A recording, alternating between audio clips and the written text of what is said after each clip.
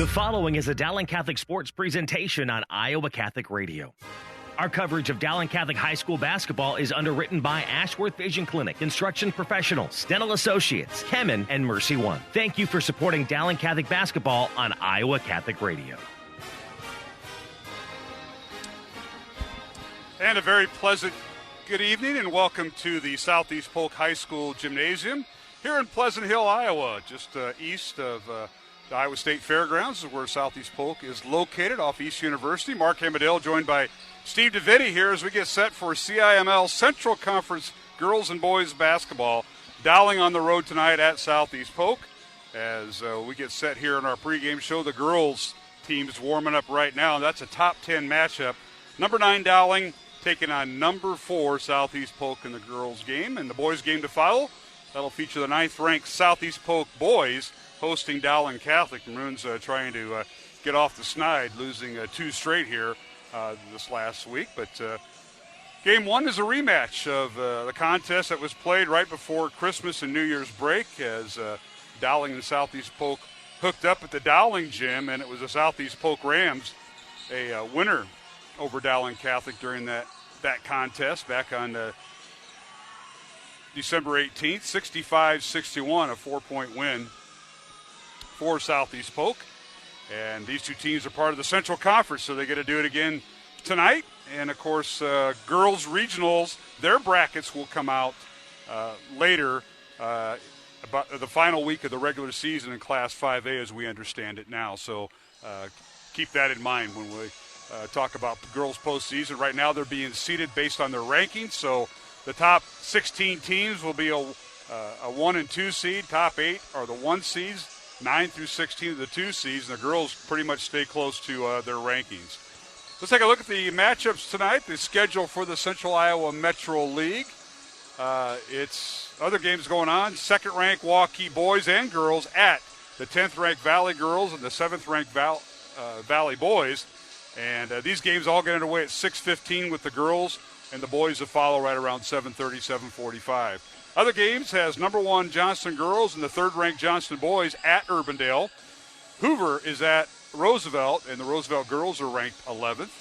Lincoln is at East. North is at Ottumwa. And other games in the CIML and the Iowa Conference play, the 5th-ranked Ankeny Centennial girls, 4th-ranked Centennial boys at Ankeny, and the Ankeny girls ranked 13th. Losing last night in a game you heard on Iowa Catholic Radio to the Dowling girls. Fort Dodge is at Ames, and Marshalltown is at Mason City. So that's the lineup tonight with the CIML girl-boy doubleheaders. They all start at 6:15 with the girls' games. Tomorrow, there's a couple of doubleheaders going on. In the non-division game, the Urbandale Jayhawks travel to Mason City beginning at noon with the girls' game. The boys' game to follow at 1:30. And over at Des Moines Lincoln, they will be hosting Roosevelt in a girls and boys doubleheader beginning at 2 o'clock at the Roundhouse at Des Moines Lincoln. So that's a look at the schedule in the CIML. Let's take a look at the Class 5A rankings here at Southeast Polk High School as we watch both teams get warmed up for their rematch tonight. Number 1 team in Class 5A is the Johnston Dragons. Number 2 is Waukee. 3rd-ranked is Waterloo West, and the Southeast Polk Ram girls are ranked 4th. Ankeny Centennial ranked 5th. And then 6 through 10 is Iowa City West, Cedar Rapids, Washington, Cedar Falls, Dowling Catholic at number 9, and the Valley Tigers at number 10.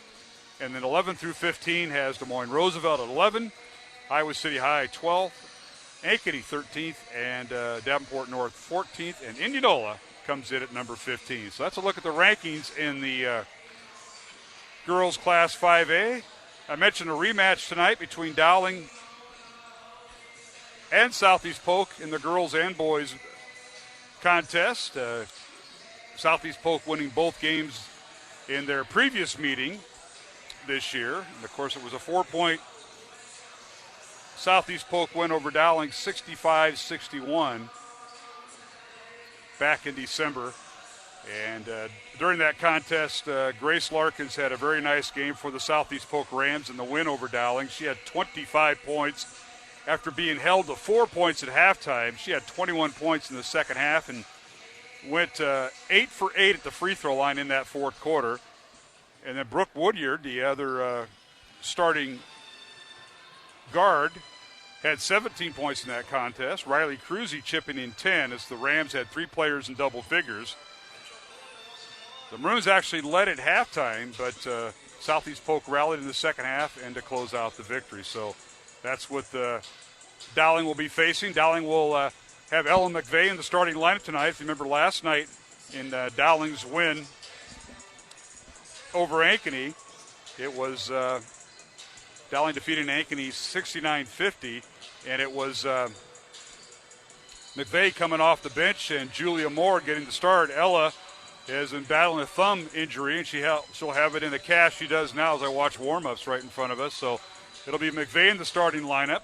But Emma Gipple, a double-double last night with 11 points and 9.5 rebounds. That's what she averages, but last night had a tremendous game where she had a double-double in that contest. And we didn't really know that until Coach Meyer came up at halftime and told us. She had 12 points and 15 rebounds, did Gipple, and the Maroons are going to need that kind of performance tonight, especially against these Rams who have come in here, Steve DeVinny, winning 3 in a row in 7 of their last 8 games. And Steve, this will be quite the test for the Maroons to try to defeat Southeast Polk here on this home court. And welcome to the broadcast, my friend. Hey, thank you, Mark, very much. We had these same 2 teams back in December on the 18th, and Maroons went down by 4, but at that time I think Southeast Polk was either 1 or 2 in the state, and I left that night thinking, hey, the Maroons are pretty darn good. I mean, they lost the game, but they went toe-to-toe with one of the top-rated teams, and so we'll see what happens on the rematch. Well, as you say, the Maroons are going to have to play well tonight. When I walked into the Southeast Polk gym down there to our left, right in front of what is now the Dowling bench, Audrey Faber comes in. Of course, her dad and mom are up here. They're watching in the other gym. They had one of the relatives playing over there. Well, I talked to Audrey, and I says, hey, wasn't there a memorable moment that involved you here about 5, 6 years ago? She says, yeah. Remember the shot in the lane that won it in overtime over Southeast Polk? And both teams went on to the state tournament, and I think ended up meeting there or winning the state title that year. But the infamous shot by Audrey Faber, who is now assistant coach Audrey Faber, Steve. No, her sister Haley and then her, both real fine Dowling Maroons, and then Audrey went on to be one of the top 10, 15 players maybe in Creighton University history. She had a wonderful career there. Sure. And now back, what she says, giving back to the Dowling girls and helping them achieve some of their goals. She's doing a great job. We have a great matchup tonight. Dowling girls record's 8-3. They've won 5 of their last 6. The lone loss was to Johnston, and nobody has seemed to find a way to beat the Johnston Dragons, who are the defending Class 5A state champs.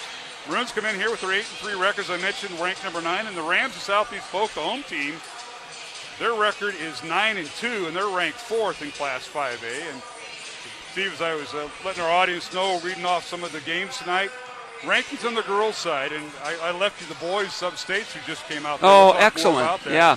But the rankings on the girls' side, very important, especially if you're in the top 15 and then you don't know who the 16th team is. But those are the 1 and 2 seeds, and that's kind of what they base each regional bracket, so to speak, in all 5 classes. So a very important game, but you can see a team with 5, 6 losses, but it played a pretty salty competition, and we're going to see that throughout the year. And hopefully that'll reflect the regionals coming up here in a couple weeks. Yeah, a little bit reminiscent of maybe what you see in some of these power conferences at the next level. The Big Ten, for example, this year, at one point had 9 teams in the top 25. CIML is always highly represented in the top 15 when you read those names off, and this year is no different. So, as you say, the Maroons could have 5, 6, 7 losses. We hope not, but they're still going to be a really, really good team and battle-tested when they get to the playoffs. Absolutely. Well, we're here at the Southeast Polk Gym here in Pleasant Hill, Iowa, formerly in Runnels, but Pleasant Hill annexed them. Steve, that happened 2 years ago. Well, Pleasant Hill's going to be about the size of Waukee or Ankeny one of these days. It's getting there. And these beautiful homes out here, acreages, if you will, are being sold to developers. So you never know. You might be thinking, well, there might be a second high school out here. I know there's some murmurs, but nothing definite. Yeah. We'll talk more about that later. But anyway, beautiful facility. And we'll be back with our pregame show. Mark Amadeo, Steve DeVitti from the Southeast Polk Gym. It's Dowling and Southeast Polk, the girls' game, coming up. And we'll have the starting lineups. Our studio producer tonight, the one and only Jeff Piggott. He is keeping us honest here. And we'll be back with the starters after these messages here on Iowa Catholic Radio. Support for Iowa Catholic Radio and Dowling Catholic Sports is provided in part by Ashworth Vision Clinic. With 2 licensed optometrists, Barbara Sheets, a Dowling graduate, and Dr. Craig Harper, the Ashworth Vision Clinic team provides complete eye exams, contact lenses, glasses, glaucoma testing, and pre- and post-operative care. Ashworth Vision Clinic is located at 60th and Ashworth in West Des Moines. 515-440-4610 or online, ashworthvision.com. Hi, everybody. Dr. Ray here from The Doctor Is In. Did I explain to you my Amway theory? Very simple. You give to this station, you support Catholic radio, and you get a percentage credit of all the lives that are changed. This is true. I've been at this business a long time. I'll tell you, if you only knew the amount of people whose lives have been changed by Catholic radio. So, you support this station. It would be hard to find something where your support goes as far as it does. You can give securely online at iowacatholicradio.com, the Iowa Catholic Radio app, or call 515-223-1150.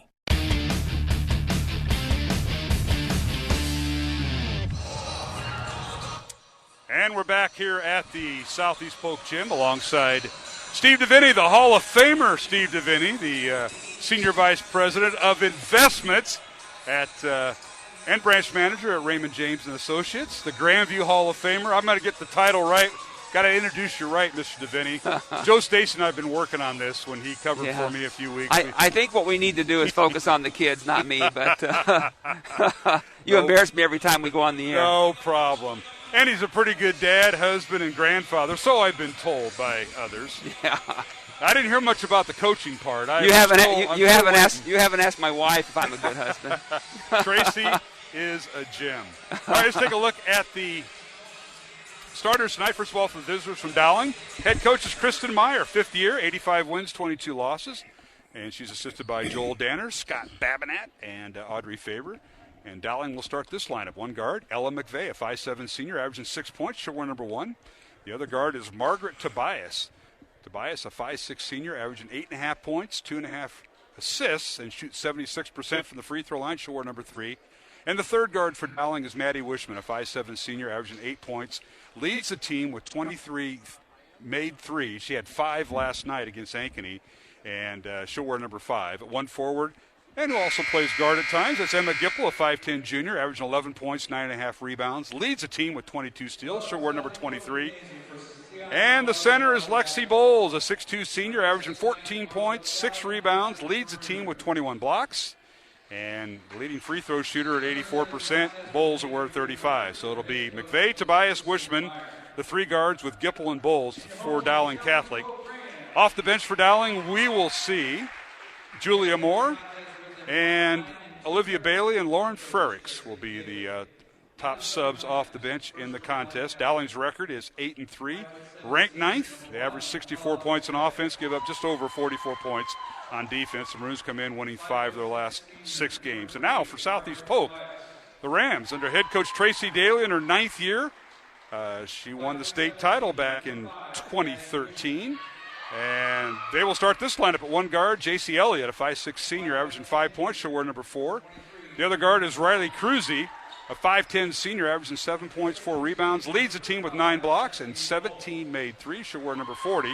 One forward, their leading scorer is Grace Larkins, the Division I recruit to South Dakota, averaging 18.5 points, 7 rebounds, 4 assists, and leads the team with 40 steals. She'll wear number 10. The other forward is Brooklyn Daly, 6-foot sophomore, averaging 8 points.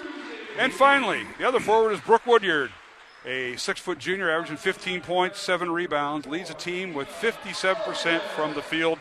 Coach Daly is assisted by Emily Zalik, Chuck Engel, Joel Van Coten, and James Reth. And Coach Tracy Daly in her 9th year at Southeast Polk, 157 wins, 48 losses. The Rams come in averaging 63 points on offense, give up 42 on defense. That's a look at the starting lineups tonight. We'll be back with a tip-off. But first, a word from Dr. Dan Ryan, the president of Dowling Catholic High School, and our pregame prayer from Father Ryan Andrew. For our studio producer, Jeff Piggott, and Steve DeVinny, my colleague tonight, Mark Amadeo, back to the tip-off after these messages here on Iowa Catholic Radio. Hi, this is Dr. Dan Ryan, president of Dowling Catholic High School, and welcome to another season of exciting Dowling High School basketball. We are proud to be partners with Iowa Catholic Radio, not only broadcasting basketball, but also being partners in preparing Christ-centered leaders for life. Go Maroons! Hello, my name is Father Ryan Andrew, and I'm the chaplain at Dowling Catholic High School. Let us pray for the coaches, players, and trainers tonight for this athletic competition. In the name of the Father, and of the Son, and of the Holy Spirit, amen. Heavenly Father, we thank you for all your gifts. We ask you to bless all those involved in this athletic competition tonight. We ask that you keep them safe, and that they all show good sportsmanship. We ask this through Christ our Lord, amen. All holy men and women, pray for us. In the name of the Father, and of the Son, and of the Holy Spirit, amen. Iowa Catholic Radio, KWKY Des Moines, K233BT Des Moines, KIHS Adel. Listen online anytime at iowacatholicradio.com or download the Iowa Catholic Radio app.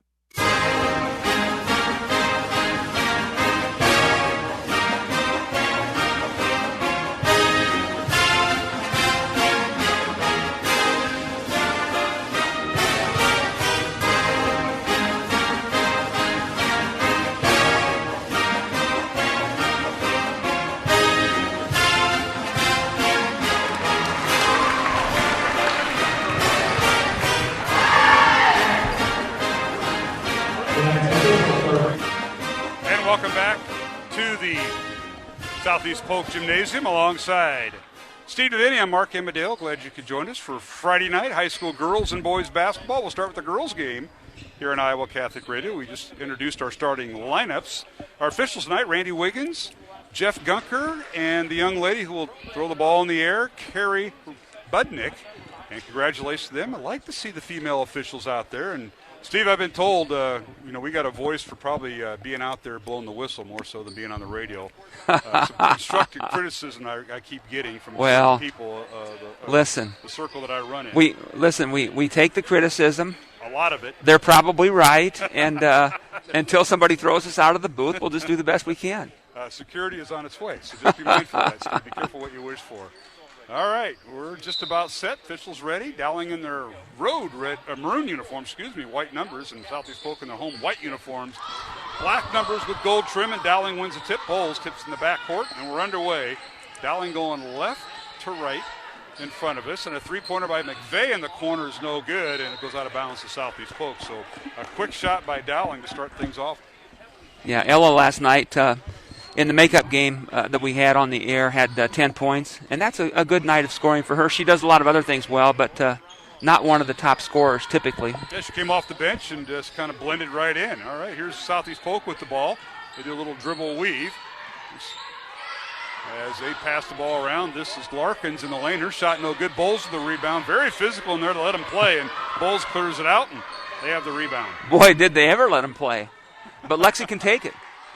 Yes, she can. Strong kid, good rebounder. Eva Solseth, the freshman, at 5'9", number 34 is in the ball game. Dowling with the ball inside, a shot no good, and ball cleared out of there. They try to lob in the corner to Gipple, and it's stolen away by Grace Larkins.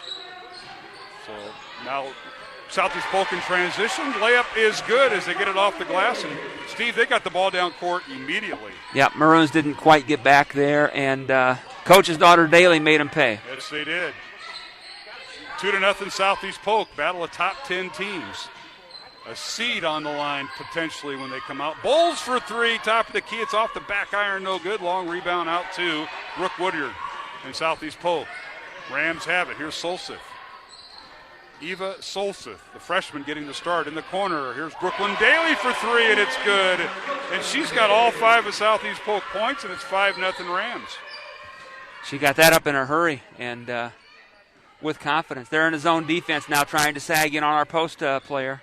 Yeah, it's Bowles. Like a 3-2 zone, if you will.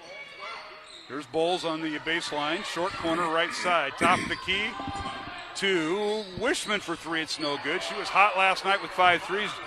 And McVeigh gets the rebound. Her putback is no good. It's blocked, but right back to her.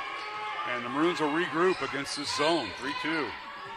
There is Gipple in the short corner. stops at the right block, and they're going to get her for the 3-second call, or somebody for 3 seconds. Yeah, I don't know who that was, but so tough start on a very well-defended Southeast Polk team. They only give up 42 points on defense. Dowling gives up 44 points. Yeah, no, Southeast Polk really does have a lot of weapons. They have some good size. They have good scoring. Very, very formidable opponent tonight. Yes, it is.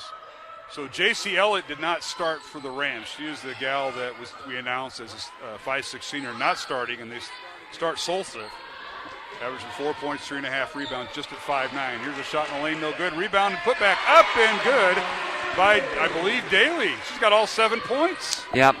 She had a size advantage there on Ella McVeigh, and Ella couldn't keep her off the glass.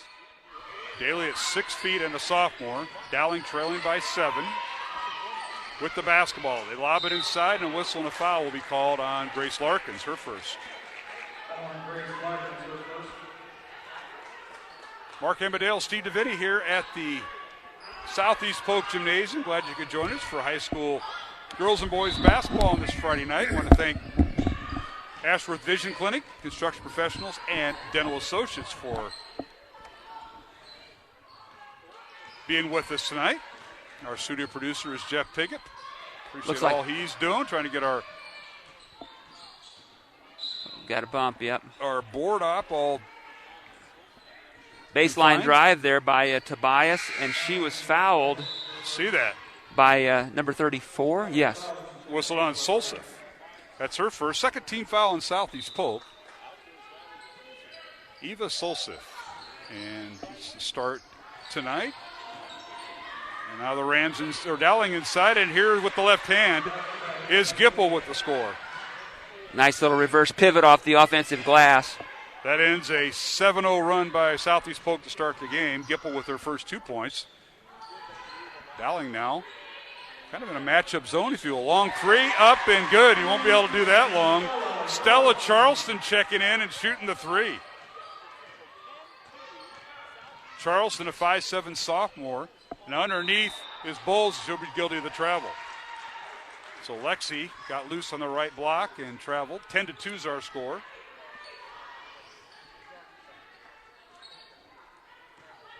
Southeast Polk with the lead over Dowling Catholic. Oh, goodness sakes. Maroons did not get back. And that's Daly again, a 30-second timeout called. Uncontested layup in transition, Mark. Not a good... Not a great start for the Maroons. 9 points for Daly. Charleston with 3, and it's 12-2. Southeast Polk by 10 with 4:12 remaining first quarter. Mark Embadale, Steve DeVinny. From the Southeast Polk Gym, our thanks to Mercy One, Kemen, and Dental Associates. To the table to our right, as we're right behind the scorers table and benches here at Southeast Polk up here in the track, is the MediaCom folks, BJ and Wade Lukenbill. Calling the BJ Shaben, and Wade Luke and Bill calling both the girls and boys games. I told Wade, I said, hey, there's a big Hawkeye game on tonight. Iowa at Illinois. He's got to get home after this and check it out. He said, let's give the mic to Swaim and have him do color for TV and radio, and he could do the simulcast. Excellent. And I said, well, that might work. 7th-ranked Iowa at 19th-ranked Illinois tonight. At 8 o'clock, they'll tip it off in Champaign. And now Dowling with the ball, and they turn it over. Steal by Southeast Polk. The Rams now with it. The other way we go. Here's Bailey with it. Brooklyn Daly, rather. Daly, a 6-foot sophomore. The coach's daughter, as you mentioned, Steve, having an outstanding start. She's got 9 points here in the first quarter. Now a three-pointer, top of the key. Good. They're shooting lights out. Grace Larkins for 3. That's her first bucket of the night. 15-2 Southeast Polk. Maroons have settled so far for lots and lots of three-point looks. Have not gotten anything to go down, and Polk is really the aggressor right here, both ends of the floor. They're playing everything. Dowling has not found the opening it needs. They're trying to get it inside the Bulls right now. Now dribble drive, pull-up jumper short. Ball slapped around and rebounded by Southeast Polk. Stella Charleston with the rebound. Outlet pass goes to Brooklyn Daly. And here's Southeast Polk with it in their front court. Charleston back out. A three-pointer no good by Larkins. Rebound Rams. Larkins with the ball, and her shot up and good with the left hand. This may get out of hand quick. 5 points for Larkins, and it's 17-2. Southeast Polk by 15. Maroon's got to hang in there, move the ball around a little bit, and use some clock and get good shots. Here's Bowles underneath. Her shot up, and it's short. Gets her own rebound. The putback up and good.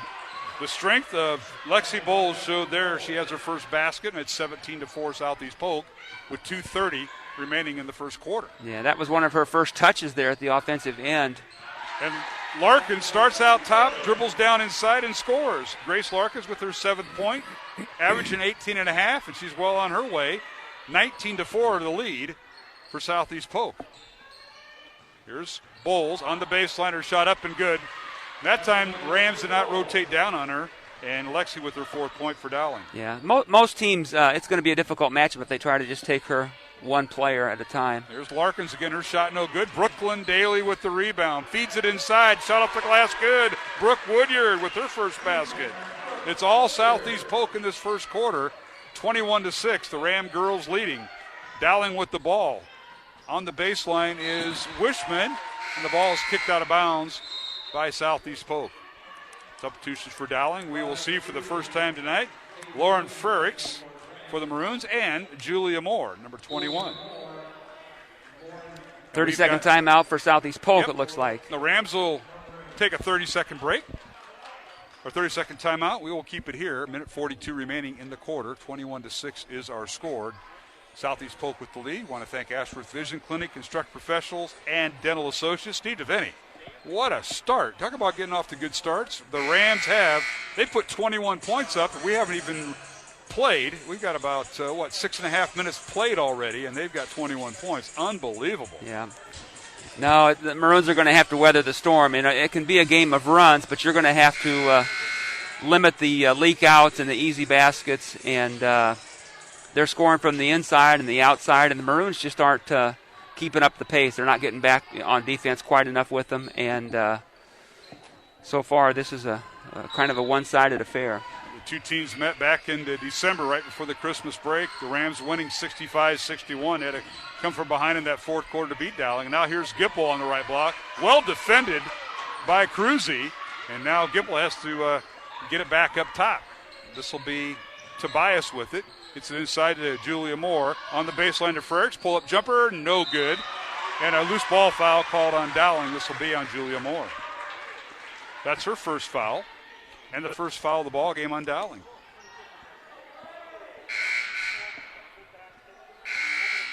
Oh, the officials now. Oh, they called it on Southeast Polk?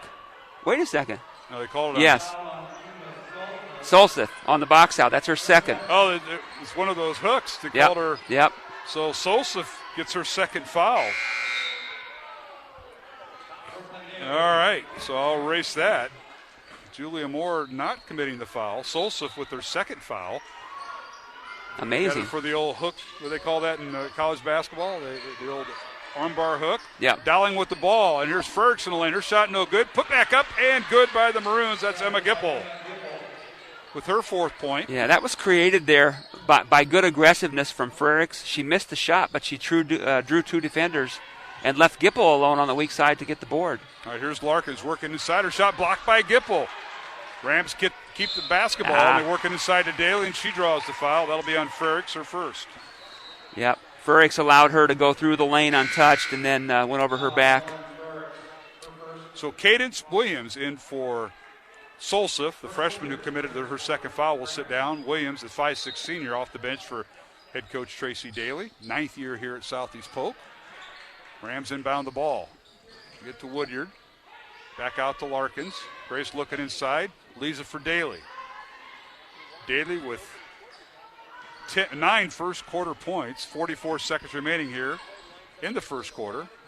Little two-person game, and they leave it for Daly. For 3, it's no good. Rebound Dowling. Gipple with the rebound. All the way down court, Tobias. Her shot no good. Rebound Moore. Her turnaround shot up. And hits the back of the rim. Rebound Southeast Polk and Larkins. They lob it inside. Now it goes out of bounds off of Woodyard. It'll be Dowling basketball. A little bit better intensity by the Maroons in the last minute or so, getting back on defense. They just lacked energy, it looked like, in the first 4 or 5 minutes. Well, you say a lot of times, Steve, when you coach, get off to a good start. Forget everything else. We talked about matchups and all this stuff. Get off to a good start. And this may cost Dowling if they can't erase that deficit, which reached 15 points. And reverse layup no good by the Maroons, by Tobias. Off balance in there. Rebound Larkins in Southeast Polk. And she feeds Brooklyn Daly, and she shoots and scores and draws the foul. Wow. Daly now with 11 points and a chance for an and one here. Foul is on. Emma Gipple, her first. Was that Gip? That's what they said. Yes, it is. Yeah. Free throw no good. And the rebound Gipple. And that'll end the first quarter of play. What a first quarter it was for Southeast Polk. The Rams lead at 23-8 from the Southeast Polk gym. I'm Mark Amadale, Steve DeVinny with me, and Jeff Piggott, our studio producer, back with the second quarter in 1 minute here on Iowa Catholic Radio. Thank you, construction professionals, for underwriting our show, Man Up, heard Mondays at 9 a.m. and 9 p.m. Construction professionals have been long supporters of Iowa Catholic Radio, and we've seen their work. It's beautiful.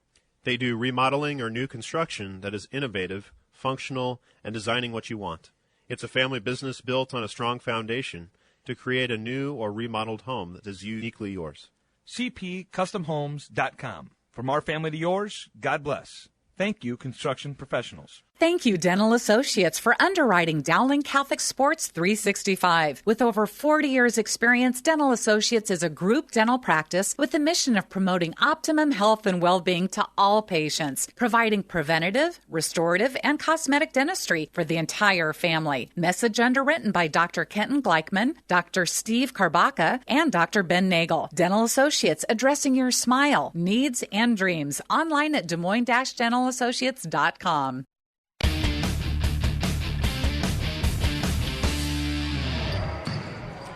We are back here at the Southeast Polk Gym alongside Steve DeVinny, Mark Amadale. High school girls and boys basketball tonight. Goodness. And it's 23-8. Southeast Polk with the lead over Dowling underway here in the second quarter. And Tobias commits the foul on the first possession of Southeast Polk here in the second quarter, Steve. Kind of a reach in. I'm not sure, they need to probably let things go a little bit more than that. But both teams now with 3 fouls each. Rams with the basketball. They go right to left as we broadcast up on the track, right behind the benches. And we got a whistle and a foul on Dowling. This will be on Wishman. So the fouls starting to pile up for Dowling. Gipple, Frericks, Wishman, and Tobias all with 1 foul. 23-8 Southeast Polk. They get loose in the lane, and a shot by Daly's no good. Rebound out to Julia Moore, who gets the second quarter start, as does Lauren Frericks. Also out there, Margaret Tobias, Maddie Wishman, who picked up the foul. And Emma Gipple, three-pointer up in the corner, good as Tobias for 3, her first 3 of the night. And now the Rams the other way. Woodyard.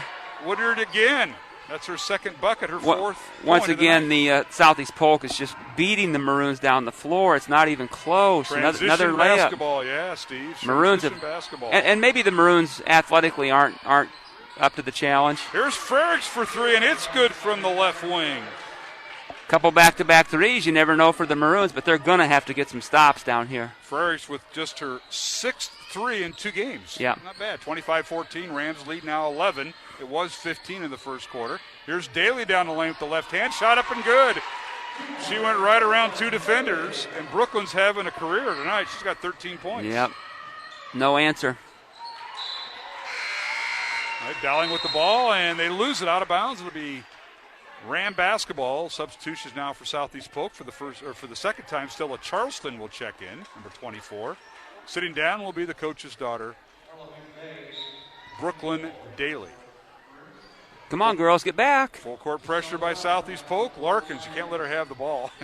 And she does, but Rams now will run their offense. Grace, top of the key for 3. Good. Nothing but the bottom of the net for Larkins, and she's got 10 points. That part of her game has really improved from a year ago, Mark. She's always been a slasher, but that's their second 3 here the first half. She's headed to South Dakota, play for the Coyotes in Division I women's basketball. And underneath, a shot no good, but Bowles with the rebound and put back for her 6th point for Dowling. Turn around, find the ball. 30-16. Southeast Polk. Just under 6 minutes remaining. Here in the second quarter, Michael Connor, the Dowling boys coach, will join us at halftime. Corner three up, and we're going to wave it off. No good. Travel. Looks like she kind of hopped into the shot, didn't she? Bunny hop by Eva Solseth, who's now playing with 2 fouls. Deficit is 14 for the Maroons with the ball, and a chance to cut into it. 5:40 remaining. Dowling with the basketball. With it is Tobias. They work the right side. Here is Julia Moore in the lane. Shot the left hand. Blocked out of bounds by Cruzy. It'll be Dowling basketball. So Maroons will inbound it with Ella McVeigh, who's back in the lineup. Good aggressiveness there by Julia, but got into the land of the Giants, as they say. Exactly. McVeigh looking for an opening, gets it to Bowles. She works left baseline and now kicks it back out to McVeigh. Over to Tobias. Now to Julia Moore, who's in for Wishman right now.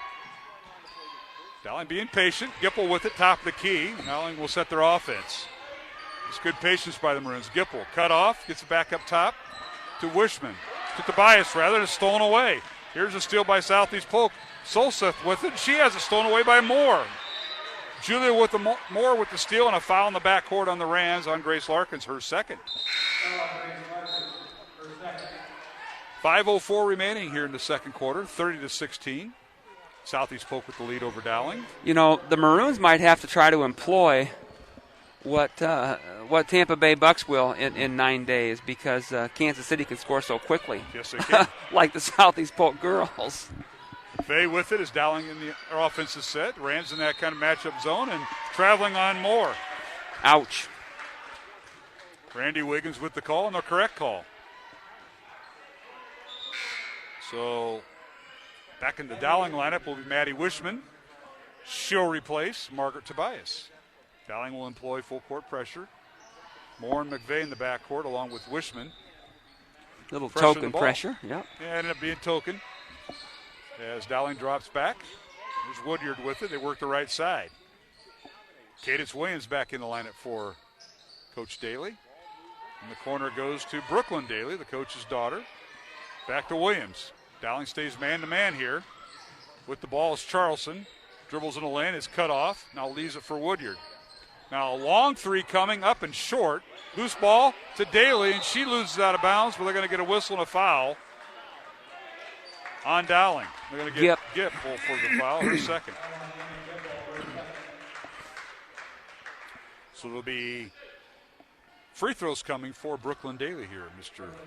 Brooklyn Daly, you know, we always give Emma Gipple so much credit for crashing the offensive glass. But tonight, Daly's doing an outstanding job of that for Southeast Polk. Yes, she is. She has 14 points now. The first free throw is good. Tonight's game on Iowa Catholic Radio brought to you in part by Kemen, Dental Associates, and Construction Professionals. Mark Amadale, Steve DeVinny here at the Southeast Polk Gym in Pleasant Hill. Friday night basketball. Second free throw is good by Daly. 15 points. I'm not sure if she's a little bit quicker than the Maroons or if she's just out hustling them, but she's done a great job so far. She comes in averaging 8 points, Steve. Yep. 8 points, she has 15, and we haven't even finished the half. 4:10 remaining in the first half. 32-16, Rams at double the score. Corner three, no good by Dowling, and that was Lauren Frerichs with the miss. Rebound Rams. They're in the front court now. Woodyard with it. Feeds the right wing. Three-pointer, good! That is Stella Charleston. Yeah, sitting out there on the wing, and the Maroons didn't identify her. Now here is McVeigh for three. It's no good. Moore with the rebound. And Dowling now with it. Bowles will think about the three. Now will shoot the three. It's in and out, no good. Ball slapped out of bounds. They're going to give it to Dowling. Good hustle that time by McVeigh, kind of clogging things up, and it went off a Ram. So Dowling will inbound the ball underneath their own basket. 3:39 remaining second quarter, 35-16 Southeast Polk. Here's Bowles with it, left side, spins in the lane, shot off the glass, no good, gets her own rebound, and a put back up and good as she out-hustled Brooke Woodyard there. Yep, she, as I said earlier, man, it's just a tough matchup for any team in this league. If she gets down there low on the block, she's difficult to defend. Lexi Bowles, 8 points, leading Dowling. Emma Gipple with 4 points. Lauren Frerichs and Margaret Tobias, a three-pointer each. And now the Rams turn the ball over to be Dowling basketball with 3:15 remaining here in the half. Yep, excellent defense there. Moore will check out. Julia Moore of the twins. Julia and Sarah, who we have not seen tonight. And now in the front court is Tobias. With it is Wishman. Now to McVeigh. And we got a whistle and a pushing foul called on Cadence Williams of Southeast Polk. At 42? 44, I'm sorry. So both teams with 5 fouls each, 3 minutes remaining. Now last night against Ankeny, we didn't get into the double bonus. No, we didn't. Bonus in the first half. Three-pointer no good by Dowling, but a putback up and good. The miss by Tobias, but Bowles with the putback for her 10th point, and now we've got... Looks like Southeast Polk stepped over the end line as they were inbounding the ball. Yep. Lexi Bowles is keeping the Maroons at least respectably close. They're down 15, but... Dowling basketball and a full timeout, so we'll take one ourselves here, Mr. DeVinny. Yep. With 2:50 remaining here in the second quarter, Southeast Polk 35, Dowling 20 here in this top 10 girls game from Southeast Polk High School. Back in 1 minute on Iowa Catholic Radio. Support for Iowa Catholic Radio's broadcast of Dowling Catholic sports and activities is provided by Chemin, a global ingredient manufacturer using science to transform the quality of life for 80% of the world. Chemin is on the leading edge of molecular science, manufacturing more than 500 specialty ingredients for the human and animal health and nutrition, pet food, aquaculture, nutraceutical, food technologies, crop technologies, and textile industries. Chemin strives to sustainably transform the quality of life every day for 80% of the world with their products and services. Chemin, using science to transform the world. Online at chemin.com. Thank you to Mercy One for their support of Iowa Catholic Radio. From the cardiovascular experts at the Iowa Heart Center to the pediatric services of Mercy Children's Hospital and Clinics, Mercy provides complete care for Central Iowa's adults and children with more than 50 primary care and specialty clinics in the Des Moines area. Find a convenient Mercy One location near you. Online at mercydesmoines.org.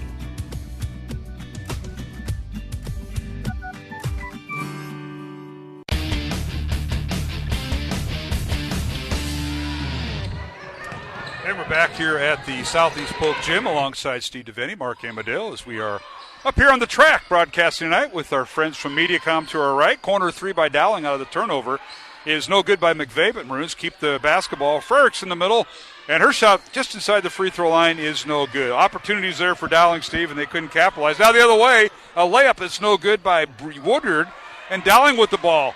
Here's the Maroons on a layup. Maddie Wishman shoots and scores, and Dowling beats Southeast Polk down court. That might be the first time all night that the Maroons have had a transition basket. That we said something like that. Yeah. You're right.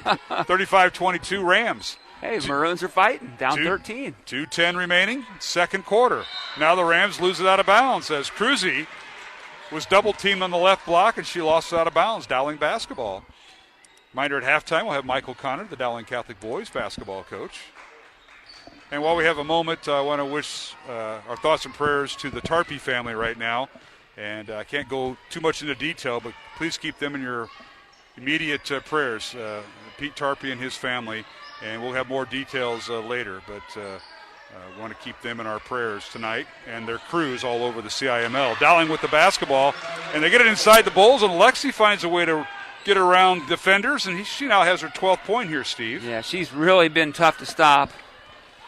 Maroons are just down 11. They've cut into it a little bit, Mark. Here's Cruzy back over to Woodward for three. Good. That's how you stop a rally. You get Brooke Woodyard to launch a three, and it's good. It's her 7th point. And it's 38-24 Rams. And now we got an offensive foul on Dowling. A legal screen called by the Maroons. And they're going to get Bowles for her first foul. I think Lexi was trying to establish position and put that big right arm up and into the face of the defender. Minute 15 remaining. Rams with the basketball. 16 foul on Dowling, 5 on Southeast Polk. Rams pick up their dribble by Charleston at half court. Now they get it to Daly. Maroons with man-to-man defense. Here's Daly. Pull-up jumper no good after she gets away from the defender. And now Bowles with the block shot as Charleston got the rebound, tried to put it up, and it was blocked by Lexi Bowles. And now in transition, the ball slapped out of bounds. They say a bad pass by Frericks. Yeah. The other way we go. I thought maybe it was tipped by Daly, or maybe Daly fouled her, but it looked like it, didn't it? Yeah. But it wasn't. Yep. Not to be. Slipped out of the hands of Frericks. For Dowling now, it's McVeigh, Tobias, and Wishman, the three guards, along with Bowles. Gipple is out, and they have Lauren Frericks in at her spot. 40 seconds remaining. Southeast Polk with the ball. Brooklyn Daly, a spin mole shot blocked again by Bowles. Rebounded to Dowling and Maddie Wishman. Excellent job from the weak side. Here's Tobias with it.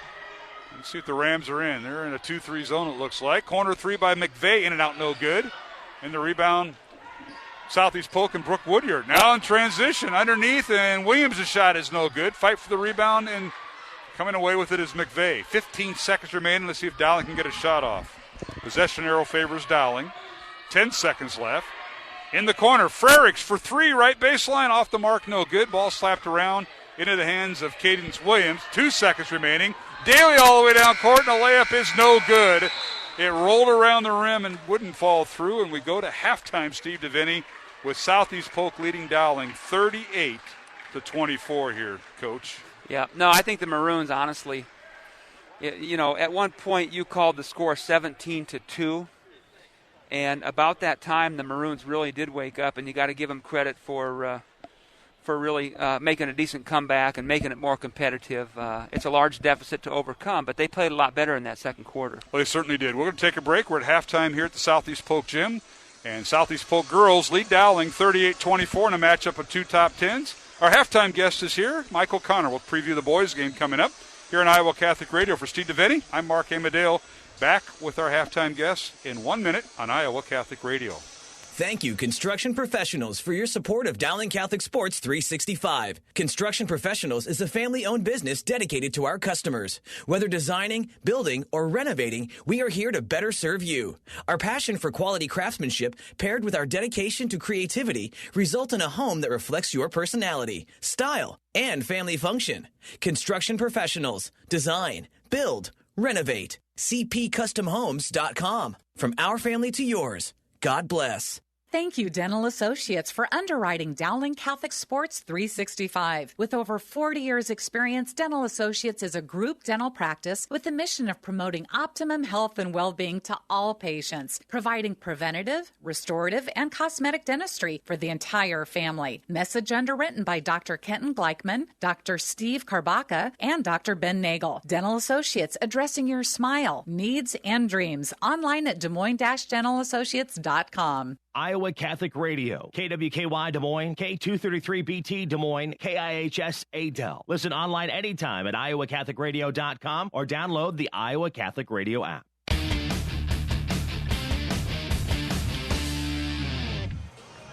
And welcome back to the Southeast Polk Gym alongside Steve DeVinny, Mark Amadale here at halftime of the girls contest.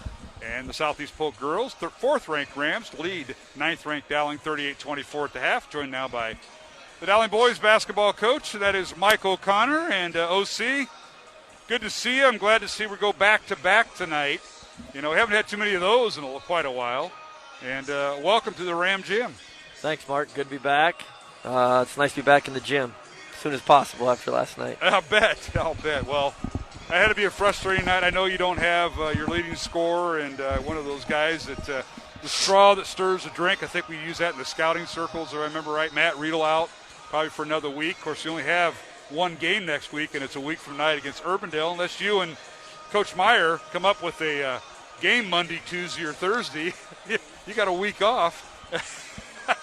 But nonetheless, you got to get back out. You got to play who you have with who you have. We've seen a lot of teams without players in different sports, and even without their head coach. Right. Well, it's funny. You can – I don't want this to come across the wrong way, but on game night, you can play without a head coach because your assistants can do the job. We saw that here for a while. Yeah, exactly. We saw that. But you can still play without all your players, but having all your players certainly is much easier for a team. Well, OC take on Southeast Polk for the second time, and the Rams now have kind of gotten your number here. They got a game last year. They got you in December, and they've won two in a row. And in the series that's been dominated by Dowling. I'll tell you what, Alan Jenkins does a super job. He speaks very highly of you. But you look what he's done, just turning that Ram program around, and he's done a pretty good job. And he's down a player. That Tate Goodman, who was one of his starters, is now out with an ACL, and he's down to an 8-player rotation. But he thinks they're right where they want to be. going into postseason. They're very good, and Alan's done a great job. It was an excellent hire by Southeast Polk to bring him in, and even that first year when they weren't terribly successful, you could see things starting to change, swing there at the end. And, I mean, a lot of these kids that were on that team then are still playing now. You know, the James Glenn, the Cagianos, and they got some other kids, the Bartlett kid, the Bain kid are really, really good players, So, yeah, he's done a tremendous job, and, you know, they got us last year in the last game of the regular season, a game they just whooped us. The game earlier this year, we really felt like that was a game we kind of let get away.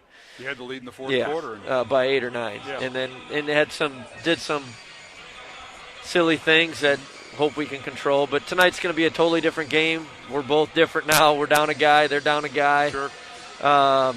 You know, I felt good. We had a walkthrough, and the kids responded pretty well. And hope we can come out and play with a little bit more conviction and purpose tonight. Maybe aren't quite as timid as we were last night. I think some guys being in some different roles kind of took them a little while to adjust. But hopefully we can come out with a little bit more urgency on the defensive end, a little bit more purpose and conviction on offense. I like how Simon Daniel tried to take that role of Riedel, attacking when he had a one-on-one matchup down inside the paint. Simon really became the aggressor. I think he got a little comfortable with it, but I also thought some of the kids in the second half maybe got a little tired because their roles were expanded, and sometimes that'll get to you. You wouldn't think so in basketball because you're used to going up and down, but I like the effort in that first half. It was that second half that you just got to, you know, you're wondering, okay, they're making their run, you've got to answer it. Well, it's a make-miss game, and we missed some shots in the third quarter that were pretty good shots that we felt, I mean, if we make them, the game's completely different. Sure. We come out and hit a three. We go down and get a stop. We start the half with a stop, go down and hit a three, go down and get another stop, and we miss a layup.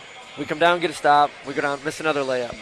And then they go down and they hit a floater, a tough floater, and we come back down and we hit a three. So we're kind of hanging in there. And the next 3 or 4 possessions, we miss 2 more layups and an open three. And, you know, you got to make those.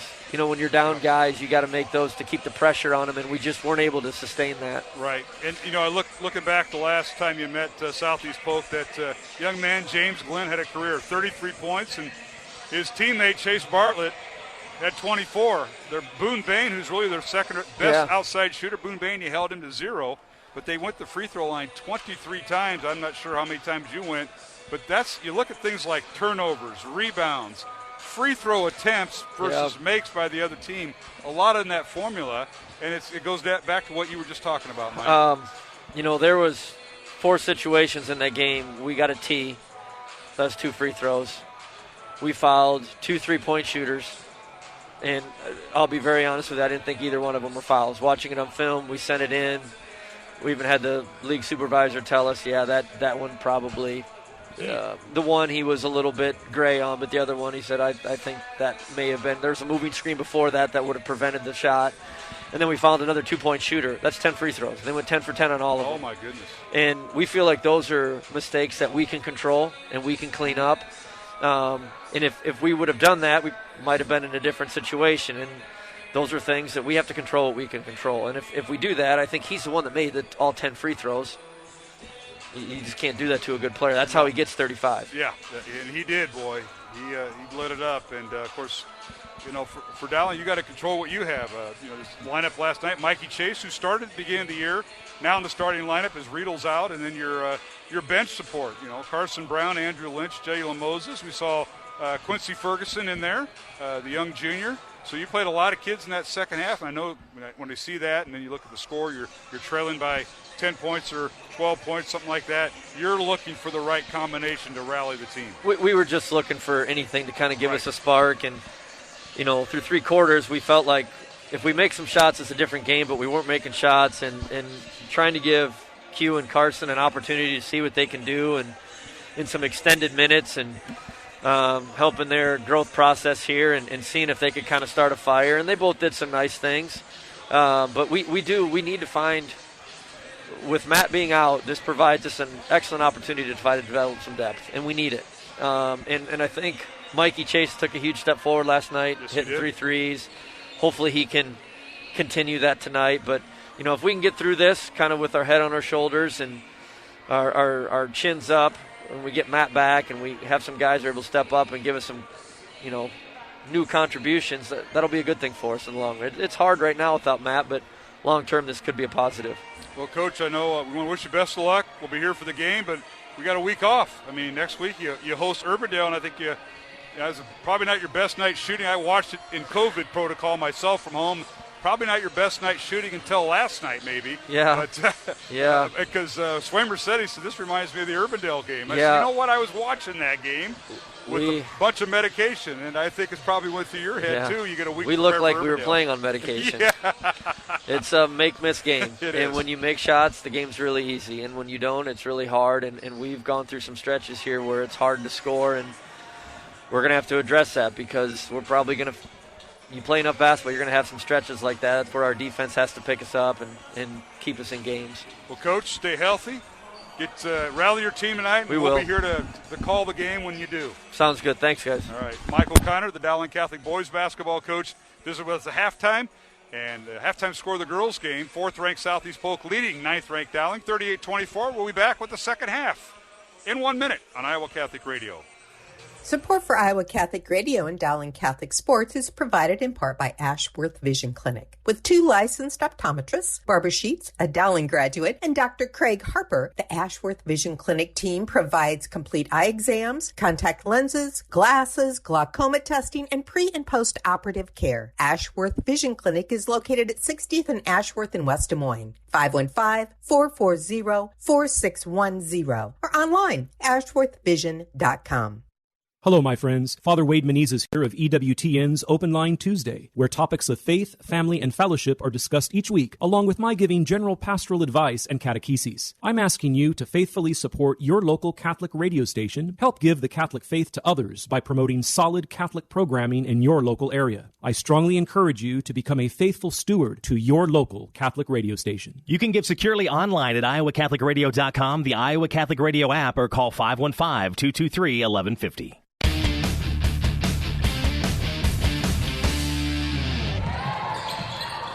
And we're back here at the Southeast Polk Gym alongside Michael Connor, who was here. He Steve just DeVinny left. just took this chair.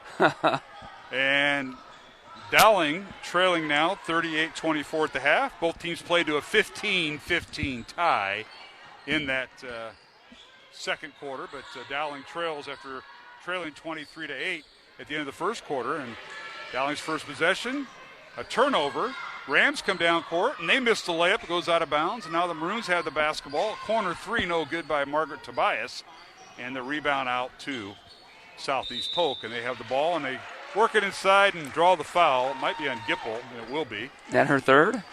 Yes, it is. So Emma Gipple with her third foul. It's too bad. 7:21 remaining. Third quarter underway here in the second half. Rams at the free throw line, and that is Grace Larkin's first free throw good. Grace going to South Dakota, play for the Coyotes up there in Vermillion, South Dakota, Division I program. First free throw is good. She now has 11 points, make it 12 with both free throws. She had 10 at halftime. Brooklyn Daly had 15 points at the half to lead Southeast Polk. 6 points for Stella Charleston off the bench, and 7 points for Brooke Woodyard. Dowling with the ball, and they turn it over again. They get it in the front court. Daly with it. 40-24. The Rams by 16. This might be their biggest lead of the night. And now we've got 3 seconds in the lane on Southeast Polk. Second time we've seen that call tonight by the officials, so they're watching the lane there, Mr. DeVinny. No, the Maroons, like you said earlier in the first half, it's important to get off to a good start. And so when you're down 14 at half, you have to. It's equally as important to get off to a good start in the second half. And Tobias with a 3. That's her second 3 of the night. Margaret now with 6 points. That away. Run down the Dowling scoring real quick. Maddie Wishman with 2 points. 4 points for Emma Gipple at halftime, but she's battling foul trouble. Rams working inside, and ball knocked out of bounds on the missed shot. Yeah, block shot by Bowles. Lauren Frericks off the bench with 3 points for Dowling. And Lexi Bowles leading the way for the Maroons with 12 points. Dowling has not shot a free throw. Rams are 2 for 3 at the free throw line in the first half, and they're now 4 for 5 in the ball game. Interestingly enough, Mark, Bowles with an inside move. Strong left hand. Yep, off the glass good on the left block over Riley Cruzy. Bowles with her 14th point. Go ahead, Steve. No, I'm just going to say, as well as Polk has played, only 4 of their players scored in the first half. I just noticed that. 1, 2, 3. And now they just turned it over while you're looking at to add some numbers up. So the Maroons will get it back down 11 and a chance to get it back down to single digits. But the 2 that have scored, Daly with 15, averaging just 8. And Larkins, who has 12 now. And now, is that Bowles for 3? Bowles! That's the second 3 of the first 3 of the night, excuse me. 8-point deficit, Mark. Timeout, Southeast Polk. So Lexi Bowles for 3 from the top of the key cuts the lead to 8, 40-32. Southeast Polk with the lead over Dowling. We'll keep it here with a 30-second timeout. Lexi with 17 points. That's her first 3 of the night. And her, just looking up here, how many 3s on the year. Nonetheless, Dowling has cut it to 8 after trailing by as many as 16 just about a minute or 2 ago. Yeah, give the Maroons credit for not quitting. They really didn't look very good early in this game, did they? 17-2 you called. At 1 point, yeah. And so gosh darn it, give them credit. And human nature as it would be, Southeast Polk has let down a little bit. They took the foot off the gas. They thought they had this well in hand. And now it's an 8-point deficit. So Bowles' third made 3-point basket of the year. And it's Southeast Polk basketball. 5:40 remaining third quarter. In this top 10 battle for the second time. The Rams won the first meeting 65-61 at Dowling back in late December. Now the Rams working inside to Cruzy. Her shot up, no good. Fight for the rebound and a jump ball, and it'll be Ram possession. No, it looks like they started with the second half, Mark, so I think the Maroons will get it. I think. Nope. Gee whiz. Are you sure? No, I think Dowling had it and they turned it over. Okay. Yeah, we had it. Okay. Dowling had the ball and turned it over right away. All right, here's Larkins in the lane. Cut off nicely by Gipple, who's back in there. A long 3 on the way. No good by Southeast Polk. Riley Cruzy out of bounds to Dowling. Nice job, Maroons. Maybe kind of an ill-advised shot there. Deep 3. Her feet weren't really set, but the Maroons will take it. But in the first half, they all went in for the Rams. Amen. 1, 2, 3, 4, 5 made 3s for Southeast Polk. Dowling with the basketball in the front court. Rams stay man-to-man. They went to that matchup zone. That kind of bothered Dowling in that first half with that scoring drought. Like you said, 17-2, the Maroons were down with that matchup zone. And now it looks like they're doing the same. Little 2-3 zone. Oh, look at her. Look at her. There you go. Dowling being patient. High-low. Bowles underneath to Gipple and a layup good. Nice offense. Gipple with 4 points, but battling 3 fouls. Nice offense there, Mark. Deficit is 6. 40-34, Southeast Polk. Dowling back on defense. They play man-to-man. There's Woodyard on a dribble handoff. They work the right side to Daly. Brooklyn guarded by McVeigh. With it is Larkins, guarded by Gipple with 3 fouls. Larkins dribbles in the lane. Boy, she has in the lane, a little Euro step. Her shot no good, blocked by Bowles. Now here's Woodyard for 3. It's no good. Rebound Daly. Underneath, and a layup good by Woodyard. Feed by Daly. 9 points for Brooke Woodyard, and I'll tell you what, the Rams battled through that possession to score. Now whistling a foul on the other end. Dowling attacks the glass. Fouls on Southeast Polk. 42. And it'll be on Woodyard, her first foul. Team's first foul of the second half. Margaret Tobias will get a pair. I've noticed here, just in the second half specifically, when Grace Larkins, who's a great dribble penetrator, goes into the lane, she kind of clears a little room for herself with her left arm, an arm bar, if you will. And it hasn't been called, but 2 or 3 times in a row she's used that technique. I'm wondering if the Dowling coaching staff, led by Kristen Meyer and Joel Danner, were kind of biting the ear off there, Randy Wiggins. We'll see how that works. Yeah, 2 free throws, both good for Tobias. Yes, it was. 42-36 our score. Corner 3 is no good by Charleston. Weak side rebound, ball goes out of bounds. It'll be Dowling basketball. Boy, that Daly is a tough rebounder on the offensive glass. She slid right into the pom-poms by the Southeast Polk cheerleader. That's great hustle by her. Floor burns all over. Yep. She's Southeast Polk's version of our Emma Gipple, and she's really played well tonight. Keep in mind her older brother, the quarterback for this fine football team. They had a good year, didn't they? Yes, they did. 42-36, Southeast Polk Dowling with the basketball. Lead is 6, and the Maroons are closing in after trailing by 16 at one point. That was about 3 minutes ago. Maroons with the basketball. Tobias with it. Works in the corner to Wishman, to Bowles. McVeigh cutting through the lane on the pass from Bowles. A layup by McVeigh. Good. And that's Ella's first basket. Outstanding and it's offense, 4-point Mark. Lead for the Rams. Corner 3 by Solsit, the freshman. It's no good. Rebound Woodyard. She backs in against. And then threw it away to her coach out of bounds. Backs in against Bowles and threw it away. Didn't think she was going to be able to shoot over Lexi, so she fired the ball to a teammate. It happened to be her coach. Coach Daly's not dressed for playing. No, she doesn't have the uniform on. No, she doesn't.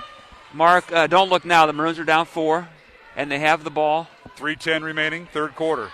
This could be an exciting one. And now a steal after Wishman had the ball. Steal, and now the other way we go. Charleston for 3, no good. Fight for the rebound. McVeigh hits the deck. Good hustle. And so does Solseth. And McVeigh might be shaken up. Yes, Solstice kind of landed on McVeigh's shoulder, I think. Yeah, it's her shoulder. Gosh darn it. And she comes up, gimping. Julia Moore coming in the lineup. She's tough. Replacing Ella Wishman. McVeigh is tough. She stayed right in the game. And yeah, it might be her shoulder. Remember, she's got that cast on her left thumb, yeah. non-shooting hand. So didn't seem to affect that. No, I think you're right. When they got up, it was trying to shake it off. McVeigh stays in. 4-point lead. Dowling with the ball. Bowles dribbles through the left block. Leaves it for Moore for 3. It's no good. Rebound Charleston. Dowling double teams her. Get back, girls. Get Outlet back. pass for Larkins. As coach over here calling out instruction from high above well, that was better. The balcony. And now a three-pointer by Daly's no good. She's kind of cooled off. Weak side rebound, Solseth. Saved into the hands of Dowling. Here's Julia Moore with it to McVeigh. Outlet pass goes to Tobias. Maroons work the right side of the floor. Southeast Polk, as you say, Mark, they certainly have cooled off collectively. Yeah. All the kids have cooled off from the perimeter. 2:05 remaining here in the third quarter on the game clock. Rams by 4. Dowling has gotten no closer. Here's McVeigh with it. Dowling's done a great job of executing their offense here. And Southeast Polk in a... Oh, no. 3 seconds. Call. That's a quick call. Yeah. Gosh darn it. I think we saw the ball move around, but somebody didn't get completely out of the lane. Lexi Bowles was trying to post up in there. Her and Frericks have been doing that, and one of them got caught. So, 42-38. Rams have the basketball after the Dowling turnover. Minute 45 remaining. Now here's a pass. Stolen away by Julia Moore. Dowling's got numbers. Moore and Frericks. Julia down court. Layup is blocked out of bounds by Cruzy. Nonetheless, good defense by Julia. The passing angle for the Southeast Polk was not very good. And she stepped in and got the deflection. The old wraparound pass from the top of the key. That's not a good angle. Yeah, one dribble toward the baseline would have given her a better angle. Dowling inbounds the ball. They get it into Tobias. Top of the key to Frericks. Frericks looks a little high-low with Bowles. Can't get the pass off. And now a reaching foul called on Daly. And Larkins. That might be her third. Larkin, that'll be her third. Yep. And it'll be out of bounds to Dowling. Frericks will throw it in. It's Frericks, Julia Moore, along with Margaret Tobias, with Lexi Bowles. Lauren Frericks, I think is the fifth. Yeah. In the post. Dowling with the ball. With it is Tobias. Top of the key it goes to Ella McVeigh. Minute 15 remaining in the third quarter. Southeast Polk by 4. Frericks in the lane, and she loses the ball out of bounds. She may have aggravated that ankle that she's been out for 7 weeks on. Gosh, still on the floor. Yeah. Her right ankle has got that brace on it, and this is not a good sign. And now it's the left ankle, it appears. Gosh darn it. Minute 12 remaining in the third quarter, and Frericks is being assisted off the floor by her teammates. It's not the one that she rehabbed? No, it looks like it's the left instead. Gosh darn it. 42-38. Let's hope she's okay. 4-point lead for Southeast Polk. It'll be Dowling basketball, because when Lauren went down, yeah, it was fortunate because she probably was going to get called for a travel, and they tried to steal it at the same time. So the Maroons. They ruled it, the ball poked away by the Rams. So McVeigh will throw it in. And Wishman back in. Underneath the Moore. Her shot off the glass. Good. A great pass by Ella McVeigh. The basket's good and a foul on Southeast Polk. And they might be getting Woodward for the Or Candace Williams, yeah, her second. So Williams with her second foul. Team foul number 3 on Southeast Polk. Free throw is up and goes through. Gets the Steve DeVinny roll. Hey, well executed inbounds play, wasn't it, Mark? Yes, it was. And well designed and executed. Julia Moore with her third point, and it cuts the lead to 1, 42-41. Southeast Polk by 1. Dowling's rallied back from a 16-point deficit earlier in this quarter. How about that? Minute 5 remaining, and now Dowling with the reach-in foul. Yeah, I think that's a good call. Looks like Julia Moore was they double-teamed the ball. Grabbed her, yep. And Randy Wiggins got her. That's the correct call. Moore with her first foul. I believe that's her second, maybe. First foul. Okay, team second. That was the one we thought that they whistled on Moore, and they changed it. That's right. Thank you. Half. Thank you. So Moore's first. Now whistling a foul on Dowling. They called that foul on Polk in the first half for the hook. So McVeigh got the foul. Yeah, it helps to have the scoreboard with points and fouls to figure out what we've missed. At Dowling, they stopped doing that this year, so they have fewer distancing. people on the bench. Yeah. But here at Southeast Polk, you can see they got the cameras on one end, the timers in the middle, and they got seating for 10, but there's only 6 people down there. Now goodness sakes! Foul on Ella. That's her second. Team foul number 4 on Dowling, 3 on Southeast Polk. 51 seconds remaining here in the third quarter. Rams will inbound underneath their own basket. Here's Daly with it, guarded by McVeigh. Daly on the pass, bounced around, picked up by Cadence Williams. Now to Larkins in the lane and zigzags through. Shot no good. Rebound. Bowles and a foul on Southeast Polk, and that'll be on Brooklyn Daly. Yep, nice rebound there by Bowles. And when she has the ball up elevated like that, it's going to be difficult to take it from her. So Daly's first foul, team foul number 4 on Southeast Polk. Both teams with 4 team fouls. We may see bonus time in the fourth quarter, unlike the first half. Yeah. 41 seconds remaining, and Steve DeVinny, Dowling a chance to take the lead for the first time tonight. When the score was 17-2, I would not have believed it. Maroons have rallied back. In the corner it goes to Julia Moore, who's in there. Top of the circle to Wishman. Now here's Tobias dribbling down, cut off, back to Moore. So that's the 3 guards for Dowling. As a matter of fact, now Gippel's back in along with Bowles. Gippel on the baseline and lose the ball out of bounds. Good hustle defense that time. Riley Cruzy, you know what she did? She cut off the baseline instead of cutting off the basket. Yep. And Emma just Gippel lost the ball. She had no place to go at that point. Good defense by the Rams. Give them credit. And Maroons will be back with some full court pressure again. Rams now, if they can break it, they've been known to score. Woodward now across the timeline to Daly. Top of the key to Larkins. Grace now with 4 seconds remaining. Leaves it on the baseline, and this is Cruzy in the lane. Her shot's no good, and we've come to the end of the third quarter with the score. Southeast Polk 42, Dowling Catholic 41, along with Steve DeVinny. And our studio producer, Jeff Piggott. I'm Mark Amadeo, back with the fourth quarter of this top 10 matchup here on Iowa Catholic Radio. Thank you, Construction Professionals, for your support of Dowling Catholic Sports 365. Construction Professionals is a family-owned business dedicated to our customers. Whether designing, building, or renovating, we are here to better serve you. Our passion for quality craftsmanship, paired with our dedication to creativity, result in a home that reflects your personality, style, and family function.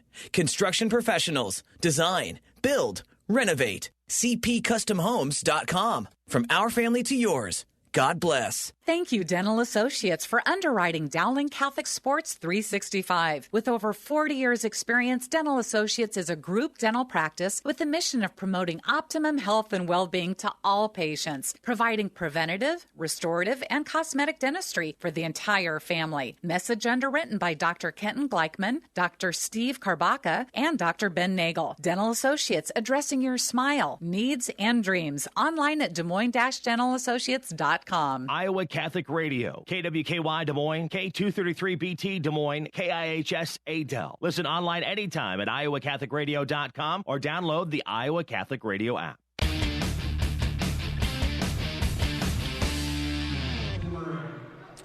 And we're back here at the Dowling Gym tonight, or rather the Southeast Polk Gym. Last night at the Dowling Gym, I'll figure it all out. And Dowling outscoring Southeast Polk 17-4. Steve DeBetti in that third quarter to cut the Ram lead to 1, and Dowling will have the ball to start the fourth quarter. Yeah, that's been an amazing run, Mark. It really has been, and now it's anybody's ball game. Well, it sure is. Dowling with the ball to Bowles, left block. She's double teamed, gets around, and now she draws the offensive charge. And that was Daly drawing the charge. Lexi kind of did a pirouette, and when she turned, she must have caught Bailey.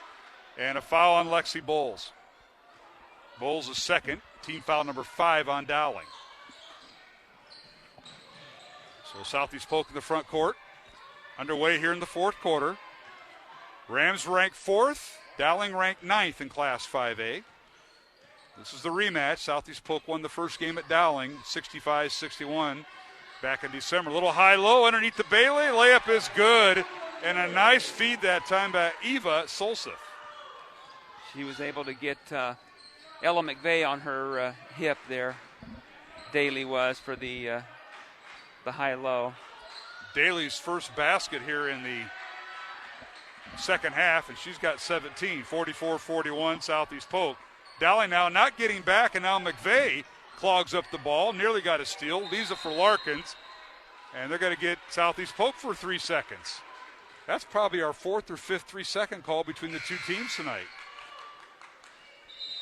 Yeah, Coach Daly is begging her kids to keep that intensity, but it's been a shift. You know, what got the Maroons back in this was they finally started getting back on defense. They had more defensive intensity, right, even in a half-court set as well. And then Southeast Polk kind of took the foot off the gas and cooled off a little bit from the perimeter. All right, here is Gipple underneath. She posts up. Her shot up and good. Right around Riley Cruzy. Emma Gipple with her 8th point. 44-43. Southeast Polk by 1. 6:35 remaining. Fourth quarter from the Southeast Polk gym. Mark Amadale, Steve DeVinny here on Iowa Catholic Radio. Push Grace off Larkins again by Larkins. Yeah. Larkins to Daly. Underneath. She just throws a shot up. It's no good. Kind of a wild shot. Rebound Dowling and Bowles. Woodward couldn't get it, and Bowles had her blocked out. Dowling now in transition. And nearly lost it and finally throw it away. Solseth with the steal. Now stolen back by McVeigh into the hands of Bowles. Back to back. Hey, a lot of effort out here, Steve. Quite a flurry. Maroons get it back, down 1. Dowling 6 minutes to go. Trails by 1, but haven't taken the lead yet. They've had this, probably this is the 4th time they had a chance. Bowles fakes the 3, dribbles in the lane, shot off the glass good, and mark it down. 5:50 remaining in the fourth quarter, and Dowling with its first lead of the contest. Bowles with 19 points. 45-44, but that didn't last long. Larkins underneath shoots and scores her 14th point. A pirouette. Reverse dribble. Another reverse dribble. Backdoor cut there for McVeigh. Great pass by Tobias. And they take the lead back again by 1. Maroons and do. McVeigh with her 4th point, and now back again. The other way we go. A shot up and good by Brooke Woodyard. What a game. What a game here, Mark. 11 points for Woodyard. 48-47 Polk. Long 3, no good by Dowling.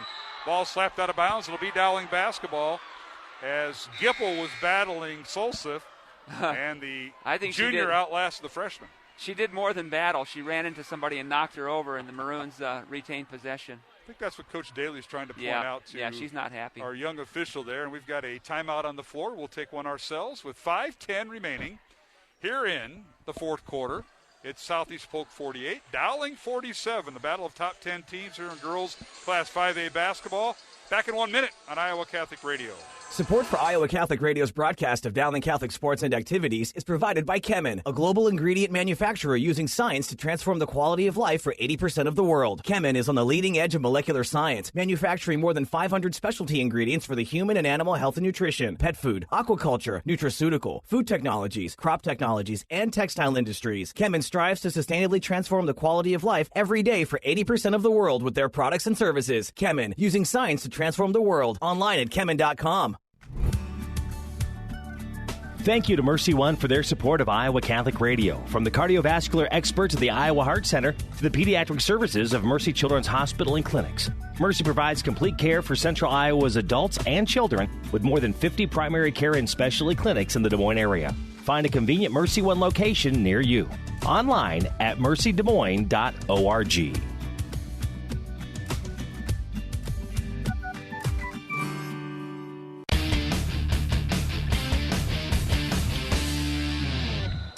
And we're back here at the Southeast Polk Gym. Mark Amadale and Steve DeVinny Dowling with the basketball. The Maroons get the ball inside to McVeigh on a quick pass that time by Wishman. McVeigh couldn't handle it. Now the Rams steal it away.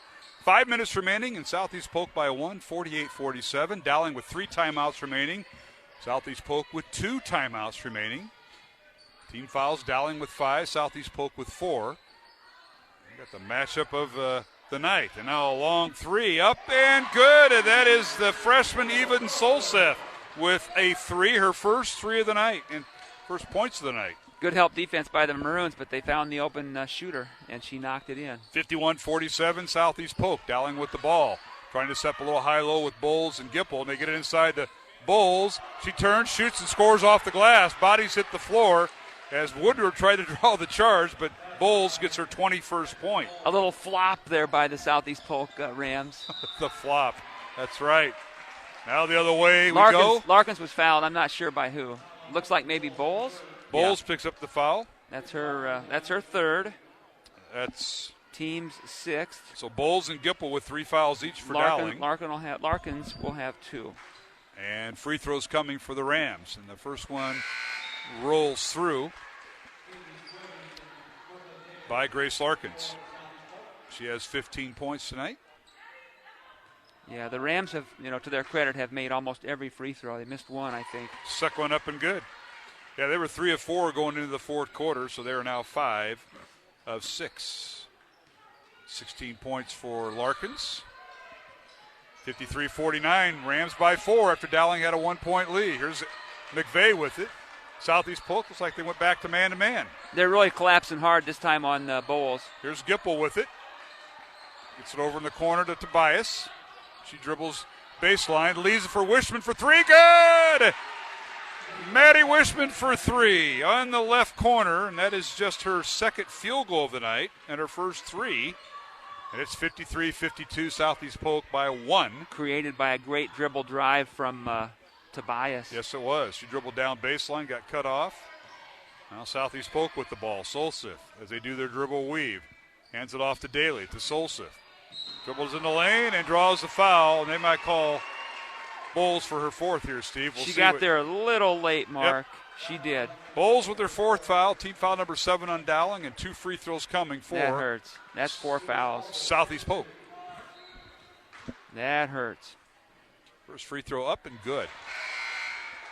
Solseth with her 4th point of the night. And now free throws. One more free throw for Eva Solseth, the 5'9 freshman.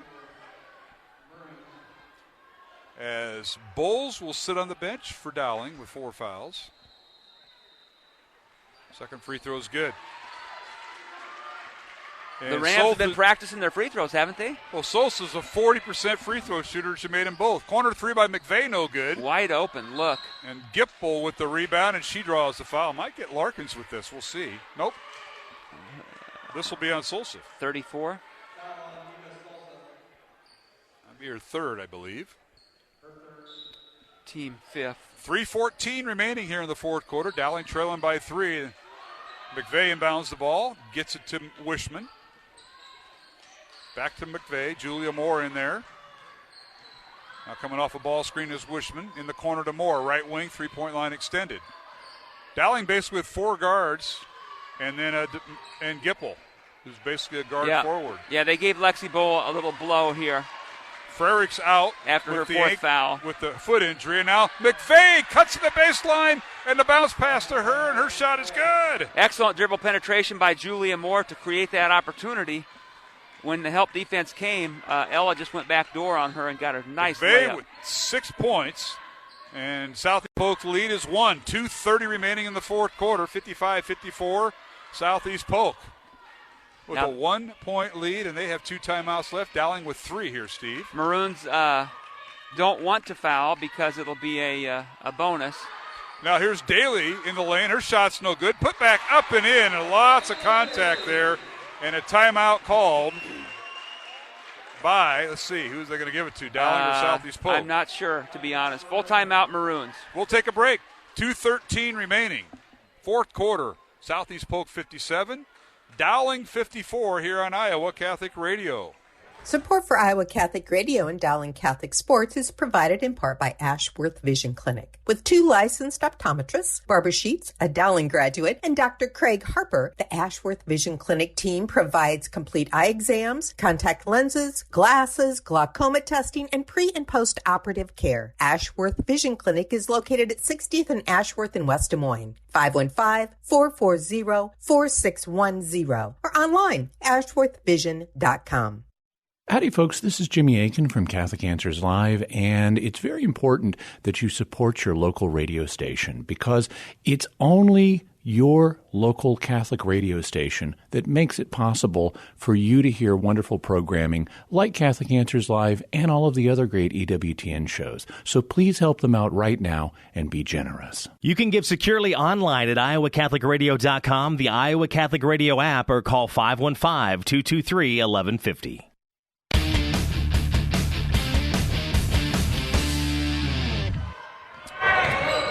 Back here at the Southeast Polk Gym. We have a finish set up with 2 minutes remaining. Dowling trailing by 3, 57-54. Last basket by incredible Brooklyn Daly with 19 Another points. backdoor cut. And a pass that scores the bucket and a foul on Southeast Polk. Count the basket by McVeigh. She'll shoot a free throw with a chance to tie. That's her 8th point. The foul was on Solseth. That's her 4th. Right. That'll be the 16th foul on Southeast Polk. And Dowling a chance to tie. Good night, with Marr. McVeigh looking for her 9th point. Free throw no good. Rebound Daly. Rebound Larkin, excuse me. So Dowling misses the free throw that would have tied it. The other way we go. Southeast Polk with the ball. Larkin's in the front court. Oh, another push-off. In the lane. Now leaves it for her teammate. Layup good. Brooke Woodyard got this basket. Larkins gets the assist. Yeah. 13 points for Brooke Woodyard. Down 3 again for the Maroons. 59-56. Dowling with the shot. It's blocked out of bounds. Yeah. Here comes Tobias came in. Now they're going to put Lexi Bowles back in with 4 fouls here, Steve. Here comes Lexi Bowles. The ball was blocked. Oh, no! The other official came in and said the ball was not blocked, that the shot just went off the back of the backboard. Coach Meyer's going crazy over here. Yeah, a little controversy there. 1:30 remaining, 59-56. Dowling inbound the ball, and they say it was tipped out of bounds by Dowling, or off the backboard. Off the backboard. Was not a block shot. So, full court pressure by Dowling. Got to turn around and play defense. They inbound the ball to Woodyard. She's guarded by Bowles in the backcourt. Leaves it for Larkin. She'll dribble across the lane. It feeds Woodward. Layup good. Oh, beautiful play by Southeast Polk. They beat Dowling in transition. 15 for Woodyard. Off the assist from Larkin. Yeah. Maroons are down 5, minute 10 to go. All right, it's Gipple, Wishman, Tobias, McVeigh, and Bowles. The 5 on the floor, the 5 starters for Dowling. 1 minute remaining in the fourth quarter. Dowling trailing by 5. Here's McVeigh with it. Nearly lost it. Guarded by Solseth. To Gipple. Dowling's got to hurry. Gipple in the lane. Double team. Turns. Shoots in and out and back in. Scores. Timeout Dowling. Timeout Maroons. How about that basket by Emma Gipple? Her 10th point. Nice gutsy play in traffic, Mark. We'll keep it here. It'll be a 30-second timeout. Mark Amadale, Steve DeVinny here at the Southeast Polk Gym. CIML Central Conference game. This is game 1. Can't wait for the boys' game. Yeah. Hey, we want to thank Ashworth Vision Clinic, Mercy One, and Kemen for supporting our broadcast. Some of our sponsors all season long here in Iowa Catholic Radio. All right, Coach DeVinny, the Hall of Famer at Grandview, put on your thinking cap. Dowling down 3. Basket by Gipple, good. Rams will throw it in. They can run the baseline, and Dowling's coming out with full court pressure. Yeah, I suppose maybe you let the ball try to get a steal. If they get it up to half court, you got 10-second call that's in your favor. But if neither of those happen, a steal or a 10-second in the backcourt, you're probably going to have to foul relatively soon. And so far tonight, I think the Rams are 9 for 11 from the charity stripe. So pick your poison. Let's hope for a steal here. Yeah, they're 4 for 4 here in the second half, or fourth quarter rather. Full court pressure by Dowling. They get into Woodyard. She gets it back to Larkins. Ooh, who will dribble in the front court. 38 seconds remaining. Larkins guarded by Moore. It's a matter of Dowling trying to get a 5-second count, and they got a foul on Moore. So Julia Moore picks up her second foul. 18th foul on Dowling, so shooting 1-1 will be Grace Larkins. On the night, 4 for 4 is Larkins. Offensive, defensive substitution. Julian Moore's back out, and Lexi Bowles is in. Bowles playing with 4 fouls and 15 points, or rather, 1 plus a bonus, and she missed it. Second or free throw, no good. Hey, 30 seconds, down 3. Bowles with the rebound, Dowling with the ball. Got to go, Tobias. Got to go. To Gipple. 20 seconds remaining. Dowling down 3. McVeigh. Maroons just needed 2. And now a long 3 by Wishman is no good. Rebound Gipple. 12 seconds remaining, and a whistle and a reach-in foul called on Larkins. Oh, my goodness. That's going to be a 1-and-1 bonus for That'll be her 4th if that's the case. For Gipple. Probably not a great foul by Larkins, but she was trying to get a steal. Yep, that's her 4th foul. And Gipple to the free throw line for a 1-and-1. You're right, Boy, Steve. these are big. Emma Gipple with 10 points at 4 at halftime, 6 here in the second half. These are big. Come on, Emma. First free throw is no good. Rebound, Southeast Polk and Woodard. She's fouled right away with 9 seconds. That's Tobias with the foul. Her Margaret second. With her second foul. Team 8th. And looks like number 42, Woodard, will have the bonus. That's the 9th team foul, so she still only has 1 plus the bonus. So Southeast Polk takes all their players off the free throw line, leaving Woodyard to shoot. Maroons have one 1-and-1. timeout. First free throw good. Woodward with 16 points. 62-58, Southeast Polk by 4 over Dowling. 9 seconds left. Second free throw is in and out, no good. Rebound Bowles. Gotta go. Here's McVeigh with 6 seconds. Dribbles in the lane, leaves it for Bowles for 3. Ball is partially blocked. Rebounded by Solsif and a foul on Dowling. Ella McVeigh with the foul. So Ella will pick up her 3rd foul. And that's the team 10th. It'll be a double bonus. 1.1 second to go. 4-point deficit. What a game. Yeah. Heck of a comeback by the Maroons. My goodness. goodness. Bowles' basket with 5:50 left in the 4th gave Dowling its first 1-point lead. Incredible. And then both teams traded baskets after that, and now the Rams are going to put it away. First free throw, no good. By Williams, I believe. Solsif. Solsif, rather. And the second one is good, and that'll do it. Solsif with 6 points. And the Rams will win it 63-58 over Dowling. What a game between 2 top 10 Class 5A girls teams we might see in the postseason. Maybe downtown at Wells Fargo Arena, but the Rams come out on top. They win both games this year. 63-58 tonight and 65-61 over Dowling in December, Mr. DeVinny. Yeah, similar scores, and give the Maroon girls a lot of credit for the gutsy comeback and the great effort.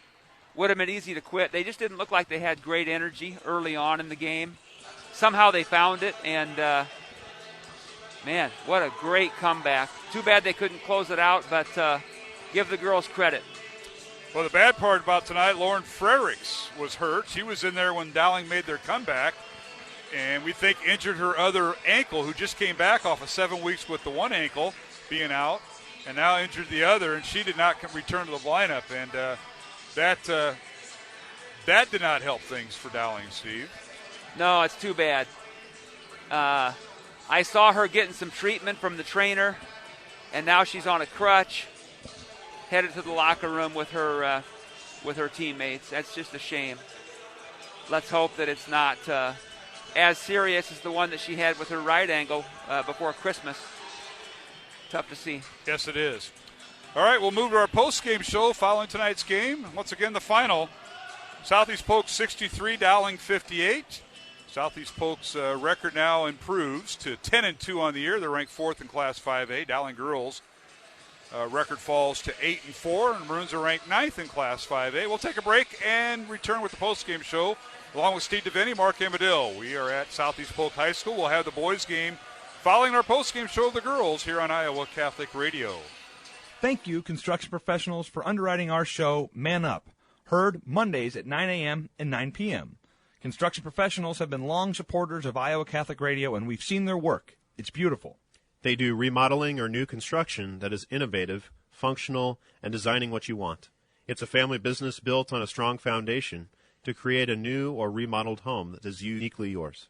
cpcustomhomes.com. From our family to yours, God bless. Thank you, construction professionals. Thank you, Dental Associates, for underwriting Dowling Catholic Sports 365. With over 40 years' experience, Dental Associates is a group dental practice with the mission of promoting optimum health and well-being to all patients, providing preventative, restorative, and cosmetic dentistry for the entire family. Message underwritten by Dr. Kenton Gleichman, Dr. Steve Karbaka, and Dr. Ben Nagel. Dental Associates, addressing your smile, needs, and dreams. Online at DesMoines-DentalAssociates.com.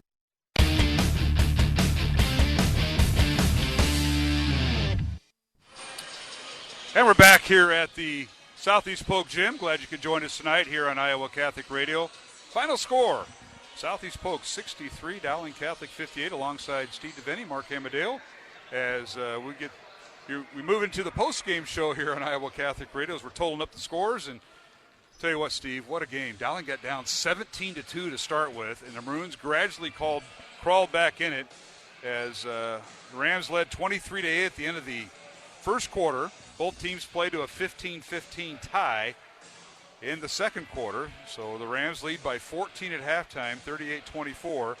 Dowling answers out of that halftime break, outscoring Southeast Polk 17-4 in the third quarter.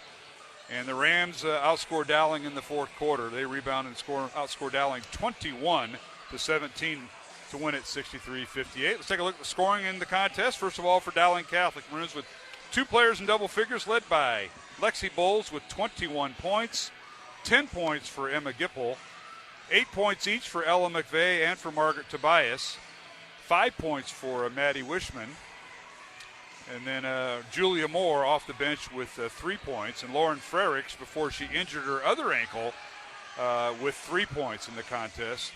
And Dowling, unofficially, I have them 3 out of 5 at the free throw line, Steve. Does that right. concur? I agree with that. Yep.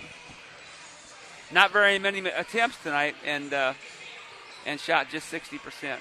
Yeah. And now for Southeast Polk, we'll go through their scoring before we. They had 3 players in double figures, led by Grace Larkins, or Brooklyn Daly rather, with 19 points. Grace Larkins with 16.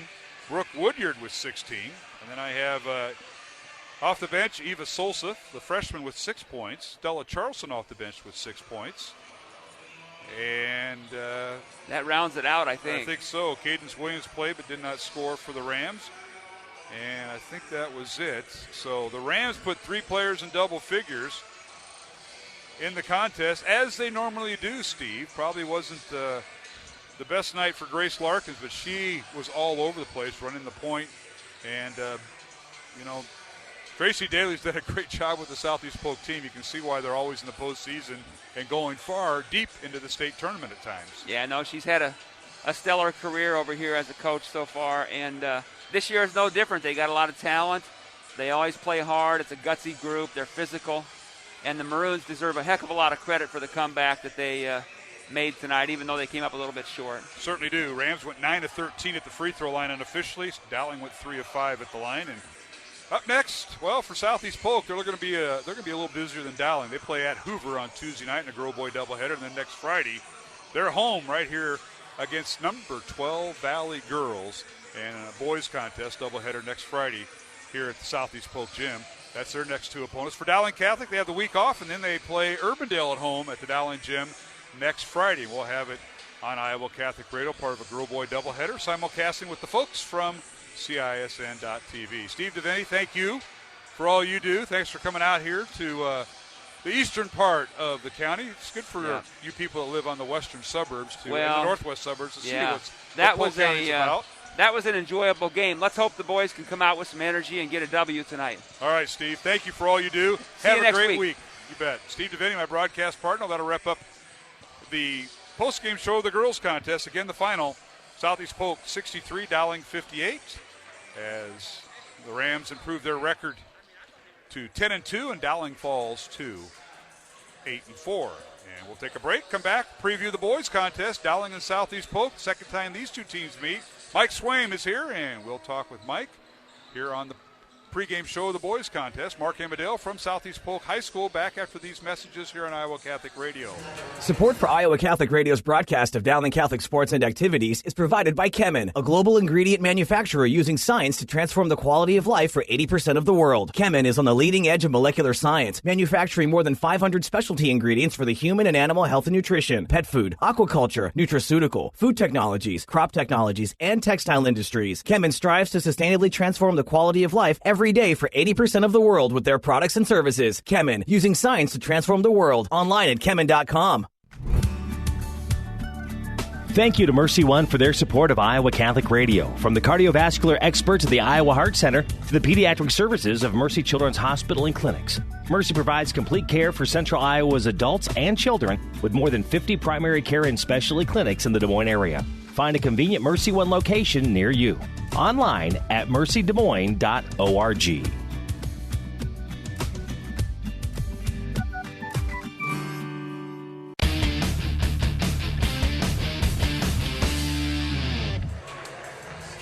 And we're back here at Southeast Polk High School alongside Mike Swaim, Mark Amadale, as we get set for the boys contest here on Iowa Catholic Radio. Dowling and Southeast Polk for the second time this season. And Swimmer, welcome back. Long time no see as we go back-to-back of games. You don't have that very often. Didn't we just do this? We did. Except we were at a different gym last night. That's right. Just got to keep track of where we need to be and why we need to get there and all that stuff. And tonight, Dowling and Southeast Polk for the second time. These two teams met, as we mentioned in the girls' game, quite a bit. They're in the same conference, and it was Southeast Polk a winner last time over Dowling Catholic. So you have a little bit of film to work with, as OC pointed out to us. Both teams without a starter in this contest, as Southeast Polk coming from behind, defeating Dowling 72-69 back on December 18th at Dowling. Well, for the Rams, they're down a player, as Tate Goodman, the starting guard, is out with an ACL injury, will not play. And for Dowling, their leading scorer, Matt Riedel, out with COVID protocol. He'll be out this week, and hopefully he may be back next Friday. Depends on how he tests out later in the week. So both teams down a player, and the Rams having a great season under head coach Alan Jenkins. They're off to a great start. They're 8-2 right now, ranked 9th. They got a pretty favorable sub-state. As you see, they only see Central Iowa teams sent west with the Council Bluffs and Sioux City schools. We'll talk more about sub-states, so Coach Jenkins got to be pretty happy about that. Yeah, no question about it. And I was going back over the game, Mark, when Dowling lost to Southeast Polk at Dowling Gym. Mm-hmm. So they took a 7-point lead going into that fourth quarter. And then you look at some of the scoring for Southeast Polk. So James Glenn, 33 that night. Yes, he did. Just absolutely torched Dowling. And how about this? 13 for 15 from the free throw line was Glenn. So he got to the foul line often and made him count. And then his running partner, Chase Bartlett, 24 points, 6 for 6 from the line. And here's the stat I think that really sums up that game, Mark. Southeast Polk only turned the ball over 8 times. Dowling with 19 turnovers in that game. So Dowling really had the game in control going into that fourth quarter. And then Southeast Polk's pressure stepped up, turnovers, and then Polk getting to the free throw line. And that ended up in that loss. So did you notice the rebounds? Yeah, I did notice the rebounds. Yeah, they out rebound. I mean, it was a sizable amount. And then you look at this, and this is what worries me, Mark, about this game.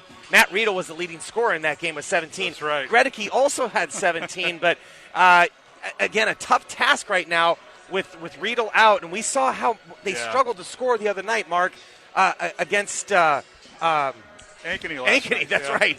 And again, one of the things I think is going to happen tonight, Mark, they've got to do a much better job on the boards. They have got to attack that offensive glass and get some easy second chance points, not having to, when a team is struggling in the half court offense, two things you can do. You can attack the boards and get easy putbacks, or you can get out in transition and get easy baskets. And I think Dowling has to do a combination of both of those. Yes, they do, and that'll be a big key tonight, especially without Riedel. And the Maroons, they get off to a decent start in the first half, but that second half they have their lulls, and not because they're playing the walkies and that. We saw that last night against Ankeny. Credit Coach Carlson at Ankeny and his team, because he's starting to put things together after losing his starting lineup after last year's state title. He's starting to put it together, and the Maroons are starting to. They've got to find an identity in that second half. And as OC said at halftime, he says, it's we got to make instead of miss, because when we miss, they make, and that's just been our bugaboo in the second half. Well, and each part of the game helps the other part. So if you're playing really good defense, that can turn things around into good offense. Same thing when you're playing really good offense and you're making shots. Now you're putting pressure on that other team to score, and your defense can settle in. And so it's like a snowball effect. And right now, Dowling has it going in the opposite way, and that's what's got to change tonight. It certainly does. Well, Southeast Polk and Dowling. We'll take a break here on the pregame show. We'll come back with starting lineups and the tip-off alongside Mike Swain, Mark Amadale. Southeast Polk High School, second game of our girl-boy doubleheader. Earlier tonight, 4th-ranked Southeast Polk defeated number 9 Dowling Catholic in the girls' contest, 63-58. Back with the starting lineups, the boys' game, coming up here on Iowa Catholic Radio. Thank you, Construction Professionals, for your support of Dowling Catholic Sports 365. Construction Professionals is a family-owned business dedicated to our customers. Whether designing, building, or renovating, we are here to better serve you. Our passion for quality craftsmanship, paired with our dedication to creativity, result in a home that reflects your personality, style, and family function.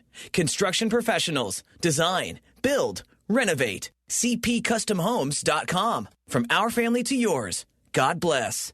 Thank you, Dental Associates, for underwriting Dowling Catholic Sports 365. With over 40 years' experience, Dental Associates is a group dental practice with the mission of promoting optimum health and well-being to all patients, providing preventative, restorative, and cosmetic dentistry for the entire family. Message underwritten by Dr. Kenton Gleichman, Dr. Steve Karbaka, and Dr. Ben Nagel. Dental Associates, addressing your smile, needs, and dreams. Online at DesMoines-DentalAssociates.com. Iowa Catholic Radio, KWKY Des Moines, K233BT Des Moines, KIHS Adel. Listen online anytime at iowacatholicradio.com or download the Iowa Catholic Radio app.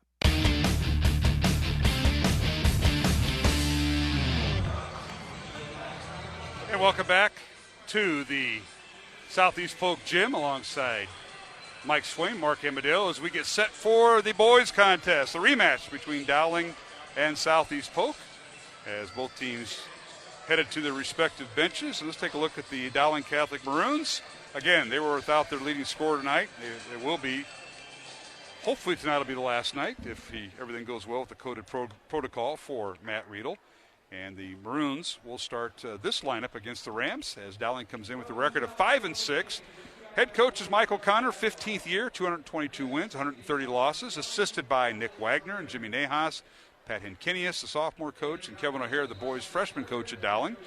And the Maroons will start this lineup at one guard, Mikey Chase, 6'2 senior, and he'll wear number 11. The other guard is Sam Hughes, a 6'1 senior, wearing number 13. Jack Gredeke at one forward, a 6'10 senior, wearing number 15. And then Ryan Riggs, the man in the middle, wearing number 21, a 6'8 senior. And finally, Simon Daniel, 6'2 senior, he'll wear number 23. So it'll be Mikey Chase, Sam Hughes, Simon Daniel, the three guards, with Jack Gredeke and Ryan Riggs. Maroons come in averaging 54.7 points on offense, and they give up 56.4 points on defense. And now for Southeast Polk, the head coach is Alan Jenkins. Done a great job turning this program around. First winning season since B.J. Windhorst left 10 years ago. He had it last year. They're off to a 8-2 start. They're ranked number 9, and right now they'd be the 1 or 2 seed in their sub-state if things go their way. They may be. And they'll start at one guard for the Rams. James Glenn, a 6'2 senior. He'll wear number 1. The other guard is Riley Edwards, a 6'3 sophomore. He'll wear number 3.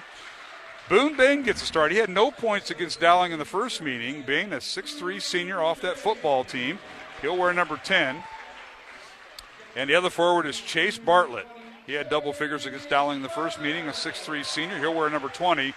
And at center for Southeast Polk, Malachi Williams, a 6'5 senior, and he'll wear number 23. So it'll be James Glenn, Boone Bain, Riley Edwards, Chase Bartlett, and Malachi Williams for head coach Alan Jenkins, who's assisted by Brandon Krause, Sam Edwards, and Ryan Henderson, and Curtis Bell. Rams come in averaging 58.6 on offense, give up 52.9 points on defense, and a record of 8-2. Mike Swaim, that's a tale of the tape. What's your keys to the contest? Well, I think Dowling's got to see some early success, Mark. That will help spur them on. They're coming off of a tough loss last night, and I think just having some early success on the offensive end will help. And if you're Southeast Polk, get it to your two running mates, Chase Bartlett, James Glenn. Let them do what they do. Tonight's officials, Randy Wiggins, young lady Carrie Butnick, who just tossed the ball in the air, and Jeff Gunker, our three-person officiating crew. Dowling with the ball in their road gray uniforms, maroon numbers, a little bit of a white trim there. Dowling with the ball going left to right in front of us. We're behind and up in the balcony behind the benches. A long three by Riggs, no good, missed everything. Rebound Southeast Polk. So not a good way to start for Dowling with an air ball. As we're underway. And now in the lane is Glenn. Leaves it for Edwards. Dribble drives the lane. Shot no good. Rebound Gregory and Dowling. That was too easy. Dowling fortunate that he just missed that wide open layup. See how the Maroons react after coming off a loss last night. Dowling for the first time this year below 500. Riggs in the lane. Goes against Malachi Williams and shoots and scores. Well, that's exactly what Dowling has to do. Go into Riggs, who has a height advantage over Malachi Williams, and an easy bucket. And that was all set up because the Dowling wings were where they're supposed to be beyond the three-point arc. That opened up the lane. And now a shot blocked by Gregory, but right in the hands of Chase Bartlett. Now here's Glenn. Stops the left elbow, kicks it over in the right wing, dribble drives the lane, cut off again. Here's Williams. He's cut off nicely by Simon Daniel. Kicks it out to Edwards for three. Good. Riley Edwards with his first three, and his 13th three of the year, and it's 3-2 Southeast Polk. Wow, Dowling's got to try and stop the penetration. Anytime that happens, the defense starts to overplay. They start to shift, and then you get those wide open looks. In the lane, and that's Riggs again from the left block. His shot might have been partially blocked by Malachi Williams. Rebound Southeast Polk. Rams have it. Boone Bain launched the three. It's up and good. Right over Gregory. Oh, my. This is a team that shoots about 34% on the year from three, but not showing it tonight, Mark. 2 for 2 so far. Boone Bain is their third leading scorer, but he's their leading three-point maker with 20 now, and leading field goal shooter. Here's Gregory for three, and it's good from the right baseline. Oh, that's a big answer. My. Now, last night, Gregory missed his first three, hit the second, and that was it. And we never heard from him again. Well, scoring-wise. That's right. Absolutely. Glenn with it for Southeast Polk. They go right to left in front of us, right in front of the Dowling bench they work. And now in the lane and posting up and shooting and scoring is Boone Bain again. Little mid-range jumper. Well, he's off to a great start for someone who doesn't even start, Mark. He didn't start the last time. He came off the bench, but Tate Goodman out with an ACL injury for the year. And Coach Jenkins has went to an 8-player rotation. We mentioned the starters, but Cormaya Carmu will come in off the bench along with Dominic Caggiano, the outstanding linebacker on their football team. And now a shot up and good by Dowling, and that was a nice move that time by Jack Gregory. Yeah, just late, though, getting back in transition. Southeast Polk with the wide-open three, but fortunate for Dowling, he misses everything. As the rebound out to Dowling out of bounds. Southeast Polk 8, Dowling 7 here on Iowa Catholic Radio. A good pace already again. Mark, these teams just sort of, they mirror each other a little bit. They do. Who's with the basketball? Sam Hughes, Mikey Chase, Jack Gregory, Ryan Riggs, and Simon Daniel. Now skip pass over to Daniel for three right in front of the Southeast Polk bench. Good! Simon Daniel for three. That's his 7th of the year. If they can get Simon Daniel to start hitting consistently from three, that would really help this offense. Here's the problem. It kind of goes away in that third quarter. And I know because your voice goes up an octave or two every time it does. Here's a loose ball stolen away, and then Malachi Williams gets it back. He'll launch a shot in the lane. Not a good shot there. No good. Rebound Gregory. And Jack's already winded. He's struggling to get across half court, and I think OC sees that. And Williams, or rather, Maroons will make a substitution here with Jalen Moses. Now corner three by Gregory is no good. Rebound Riggs, and we got a loose ball foul called on Malachi Williams, I believe. So says Randy Wiggins. Already an offensive rebound for Dowling, which is something we didn't see last night against Ankeny. So, and you're right, Mark. Gregory's going to take a seat. He is a little winded as Simon Moses comes in. So Moses in the lineup. As Hughes will lob it into Riggs, right block, guarded by Williams, and His shot with the left hand, no good. Both teams come down with the rebound, and we got a loose ball foul called. Yeah, and you're going to get Ryan on Riggs. Yeah. So Riggs picks up his first foul. Well, Malachi was able to body him just enough, Mark, that it altered that shot. He was not able to get that easy layup there. Dowling with the 2-point lead. It's 10-8 Maroons. Here's Glenn across the timeline. Leaves it for Malachi Williams, and Riggs picks up his second foul beyond the three-point arc, trying to deny the ball to Williams. Yeah, just not a smart foul by Riggs. He's got to know he just picked up one, and there's just no need. Malachi's not going to do anything there. I'm looking at his numbers. Malachi, no threes on the year, so he's not going to shoot out there. Tough break for the Maroons, and Riggs replaced by Andrew Lynch. And now here's Glenn in the lane. His shot no good. Rebound Simon Daniel. He can just almost get his shot whenever he wants, Mark, and now a steal by Glenn. He's so quick. Glenn in the lane, and leaves it for his teammate Boone Bain, and reverse layup good with the left hand. Bain with 7 points to start off with. We're tied at 10. 3.5 minutes remaining, tied at 10. Lynch on the left block in the place of Riggs. Over to Jalen Moses for three. Left wing, it's no good on the baseline. Rebound, Southeast Polk. Dowling's got to be careful here. And here's Riley Edwards in transition for three. Good, right in front of the Dowling bench. Dowling cannot get in a three-point shooting contest with Southeast Polk. Edwards, 14th three of the season, 13-10 Rams. Look at the ball pressure, Mark, making them catch almost by the half-court line. They're overplaying the passing lanes, and Hughes almost got bumped out of bounds. Leaves it for Mikey Chase is in there. Now to Williams on the left side. His shot up and partially blocked by Caggiano, who just checked in. The foul might be on Dominic. We'll see. It is. Caggiano picks up the foul. Excuse me, Mike. Southeast Polk is so physical, Mark. They really use their body. It's going to be interesting to see how the officials officiate tonight. And I think it favors Southeast Polk if they let things go a little bit and get physical. That does not help Dowling. So the first free throw is good by Jalen Moses. And that's something Dowling hasn't done, is get to the free throw line, reduce the turnovers, and maybe, you got to out-rebound, at least compete in the rebound. You can't be out-rebounded by 10, I believe, like the last game by Southeast Polk. Second free throw good by Moses. So somebody's got to contribute because Riedel's out for another week. And that's a good start by Moses, already going 2 for 2 from the line there. Dowling struggled last night when they got to the line. They did. 13-12, Southeast Polk by 1. Rams with it. Here is Glenn for three. Good. Or check that, Riley Edwards for three. Good on the right wing. He was camped out there. That's his third three of the first quarter. And the Rams open up a 4-point lead. Dowling has got to do a better job of identifying shooters. Coach O'Connor imploring his team, you cannot let skip passes. You've got to get out and defend that three, especially when he's hit two already, Mark. It's just a reaction. When the ball's in the air, you got to move your feet, and Dowling's just a step slow, and that gave Riley Edwards his third three of the night and his 15th of the year. 16-12 Rams with their largest lead of 4 right now. 2:20 remaining here in the first quarter. Mark Amadeo and Mike Swain. We're in the second level up here in the track, right above the scorers table and benches here at Southeast Polk High School. Glad you could join us. Friday night of high school girls and boys basketball. And if you joined us late, Southeast Polk defeated Dowling 63-58 in the girls game. Now a shot up and no good. We got a loose ball foul called on Caggiano again as he was battling Lynch. Linebacker versus tight end there. Yeah, that's offense, defense, you're right. And the tight end won. Lynch will inbound the ball. That foul's on Caggiano, his second. Yeah, he'll have to go to the bench. Malachi Williams back in for him, Mark, with 2 fouls. I'm talking with Coach Jenkins. We haven't seen and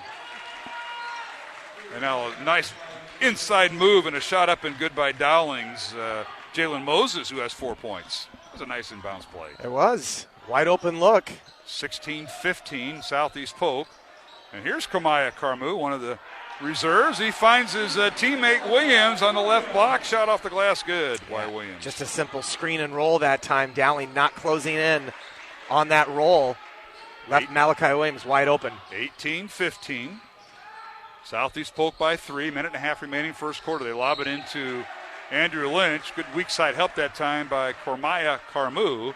And he poked it out of bounds. Yeah, Mikey Chase has got to see that backside help. That's not a good pass. You've got to kick that around when that second defender is coming. Looks like they're changing out the game ball there. Yeah, I think it went into, I don't know what the criteria is. I haven't asked, but they will switch it out. Okay. Cole Falloon and Caggiano and Carmu are the 3 subs for Southeast Polk that Coach Jenkins has felt comfortable with Goodman being out. And Maroons throw it away as Carson Brown in the lineup, and he couldn't handle the pass, out of bounds to Southeast Polk. Yeah, those are the kind of turnovers that's going to drive the Dowling coaching staff crazy, Mark, just trying to get the ball in bounds, and they can't do it. All of this with Glenn on the bench, who hasn't even scored tonight, Mark. 18-15 Southeast Polk. Carson Brown in there. He's guarding Chase Bartlett, their other scorer. Now here's Boone Bain, dribbles inside. It's stolen away. And they got to call a jump ball. Nice job by Hughes, who bottled things up. Alternate possession arrow favors Southeast Polk. Yeah, good defense that time by Dowling. Nice help from Hughes. Able to get the jump ball as Glenn checks back in for Malachi Williams. Well, Glenn and Bartlett, their dynamic duo that lit up Dowling for 50-some points, between the two of them have 0 points. Here's a steal on the inbounds play.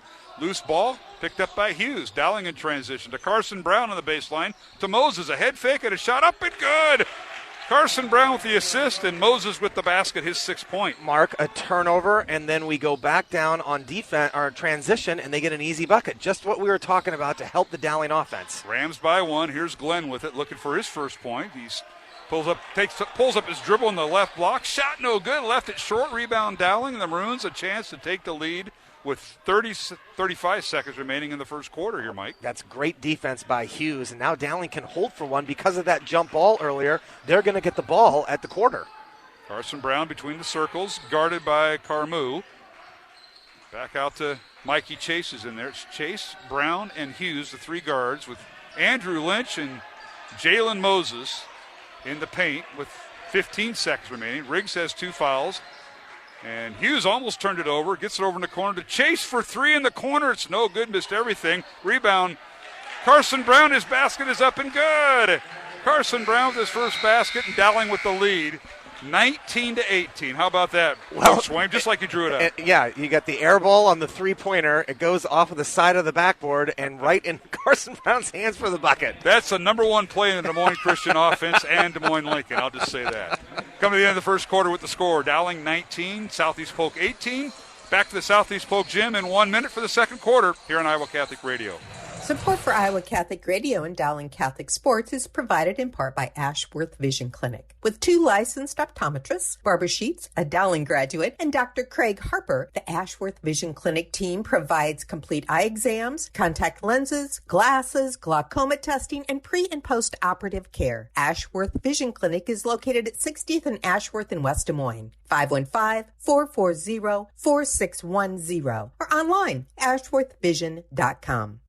Hello, everyone. This is John Martinoni from Open Line Monday. I always tell people Catholic radio does 3 primary things. It makes good Catholics better Catholics, it brings fallen away Catholics back to the faith, and it brings non-Catholics closer to and sometimes even into the faith. Your money towards Catholic radio is going for a very good cause. You can give securely online at iowacatholicradio.com, the Iowa Catholic Radio app, or call 515-223-1150.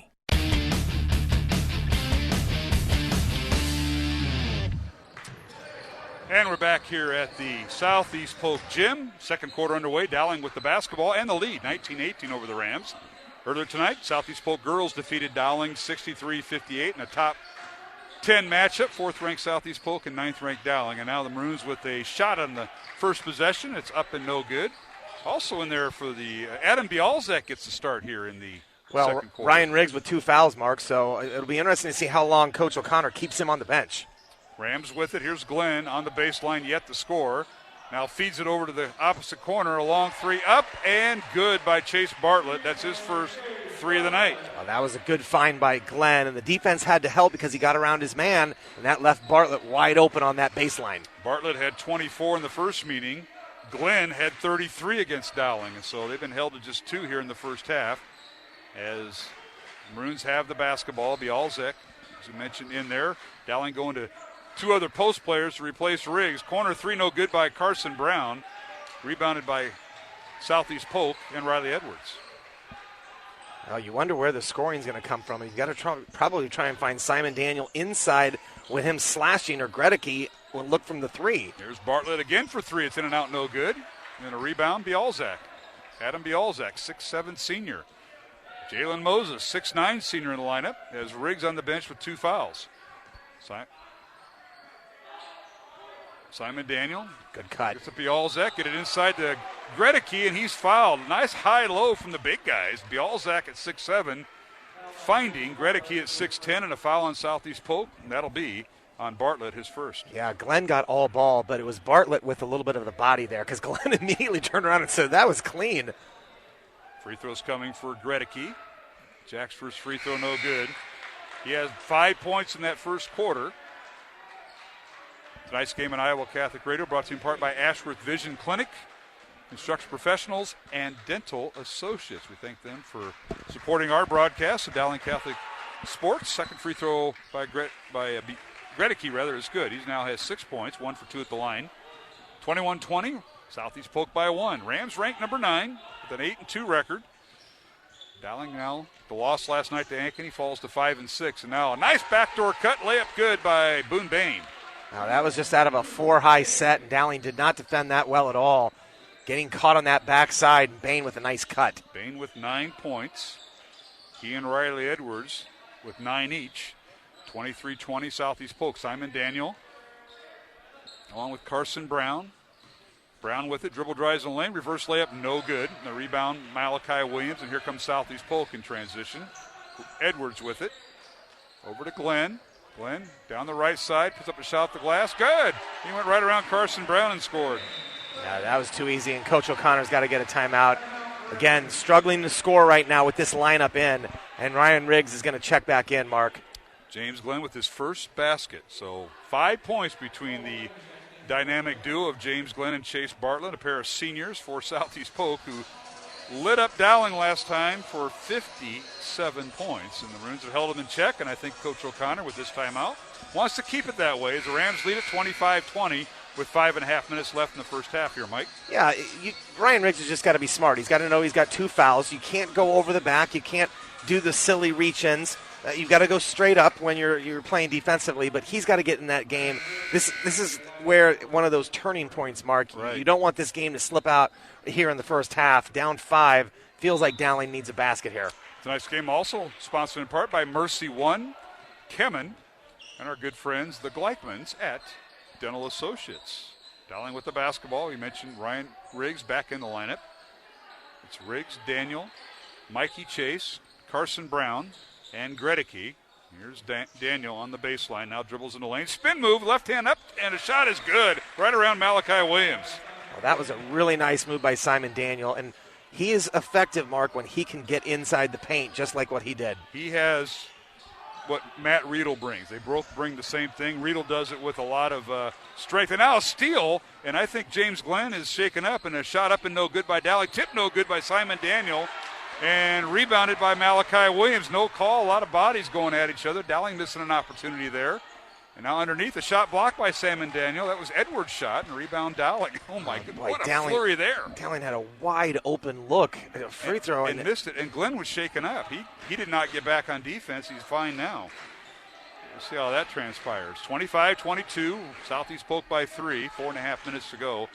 It was an uncontested layup by Dowling that was missed. Riggs in the lane, his shot up and no good. He caught a little bit of Malachi Williams' body, but he scored. Yeah, no call there. I thought there might have been some contact even with Riggs converting that, but good job getting that ball inside to Ryan Riggs on the drive from Simon Daniel. Riggs with 4 points. It's 25-24, Rams by 1. Cole Falloon in there for the first time. He takes it to the basket and goes right around Gregory for the score.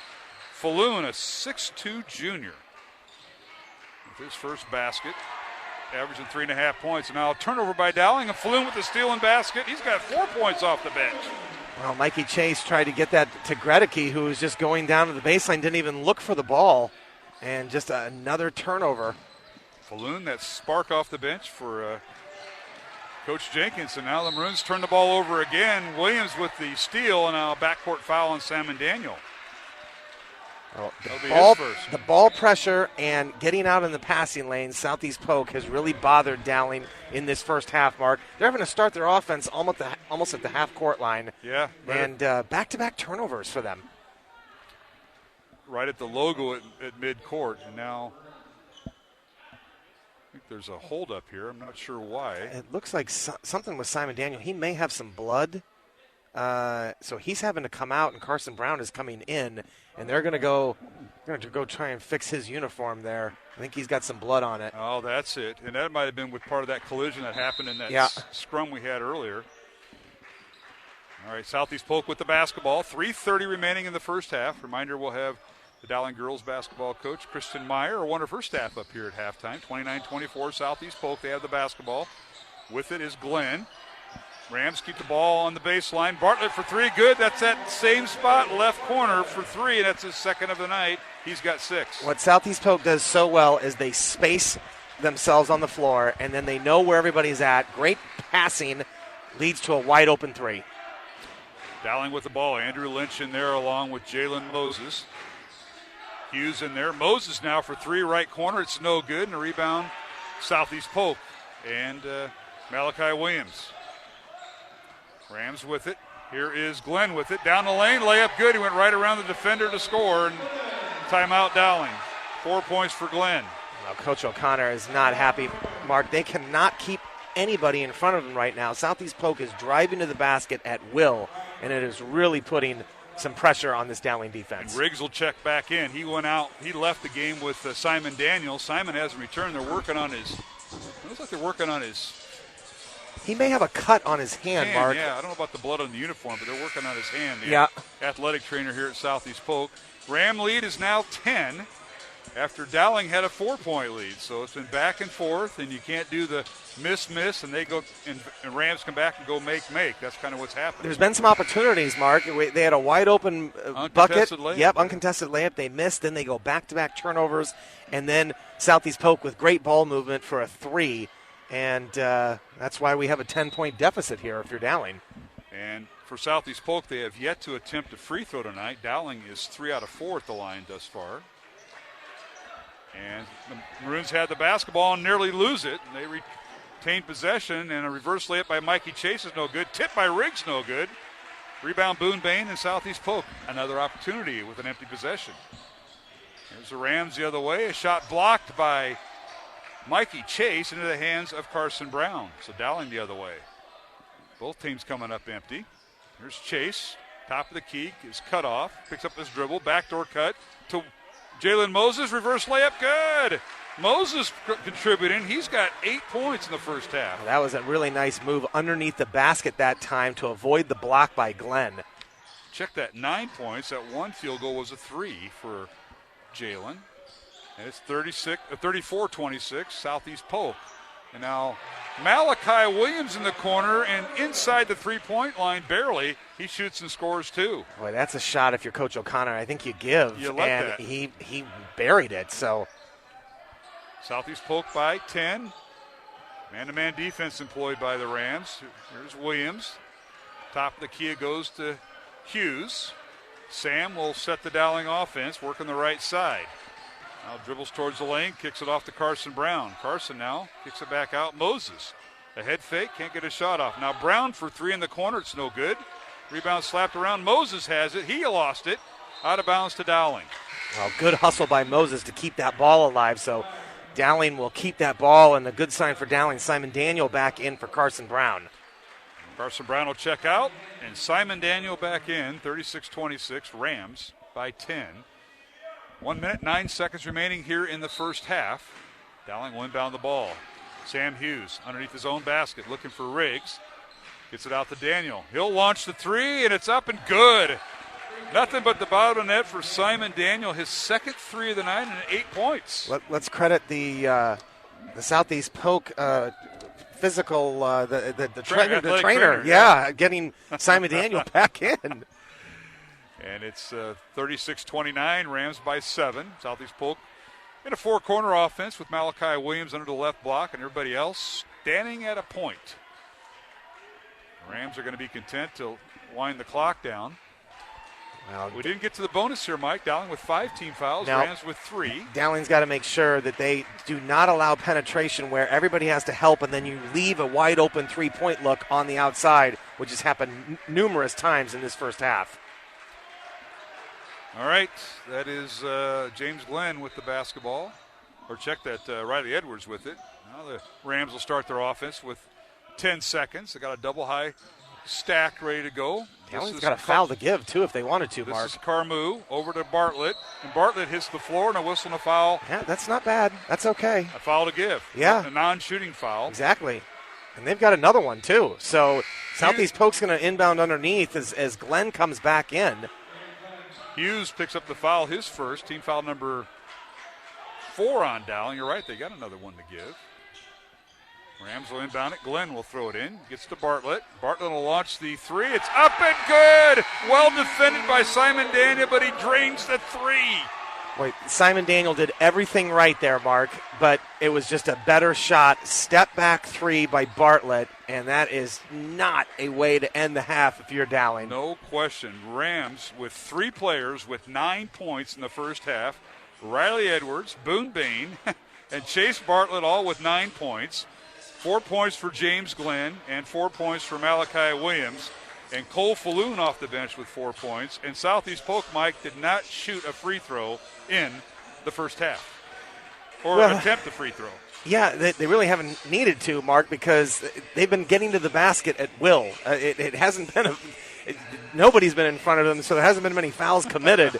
And, again, Dowling's got to shore that up. The other thing they've got to do is Hughes has been coming across the court and picking up his dribble, and then Glenn is playing off. It's caused a couple times where it happened to Mikey Chase, too. They were able to get an easy steal. Been a lot of pressure out front. They've got to do something to alleviate the pressure as Dowling's trying to enter it into the front court. All right, our halftime score, Southeast Polk 39, Dowling 29. The girls' game tonight won by Southeast Polk 63-58, along with Mike Swain, Mark Amadale. Again, Southeast Polk leads at halftime, 39-29 here at the Southeast Polk Gym. Coming up, Coach Danner. We get the A or the B team. I'm not sure what it is, Mike, but we're going to talk to Assistant Coach Joel Danner of the Dowling girls coming up after this timeout here on Iowa Catholic Radio. Thank you, Construction Professionals, for your support of Dowling Catholic Sports 365. Construction Professionals is a family-owned business dedicated to our customers. Whether designing, building, or renovating, we are here to better serve you. Our passion for quality craftsmanship, paired with our dedication to creativity, result in a home that reflects your personality, style, and family function. Construction Professionals. Design, build, renovate. CPCustomHomes.com. From our family to yours. God bless. Thank you, Dental Associates, for underwriting Dowling Catholic Sports 365. With over 40 years' experience, Dental Associates is a group dental practice with the mission of promoting optimum health and well-being to all patients, providing preventative, restorative, and cosmetic dentistry for the entire family. Message underwritten by Dr. Kenton Gleichman, Dr. Steve Karbaka, and Dr. Ben Nagel. Dental Associates, addressing your smile, needs, and dreams. Online at DesMoines-DentalAssociates.com. Iowa Catholic Radio, KWKY Des Moines, K233BT Des Moines, KIHS Adel. Listen online anytime at iowacatholicradio.com or download the Iowa Catholic Radio app.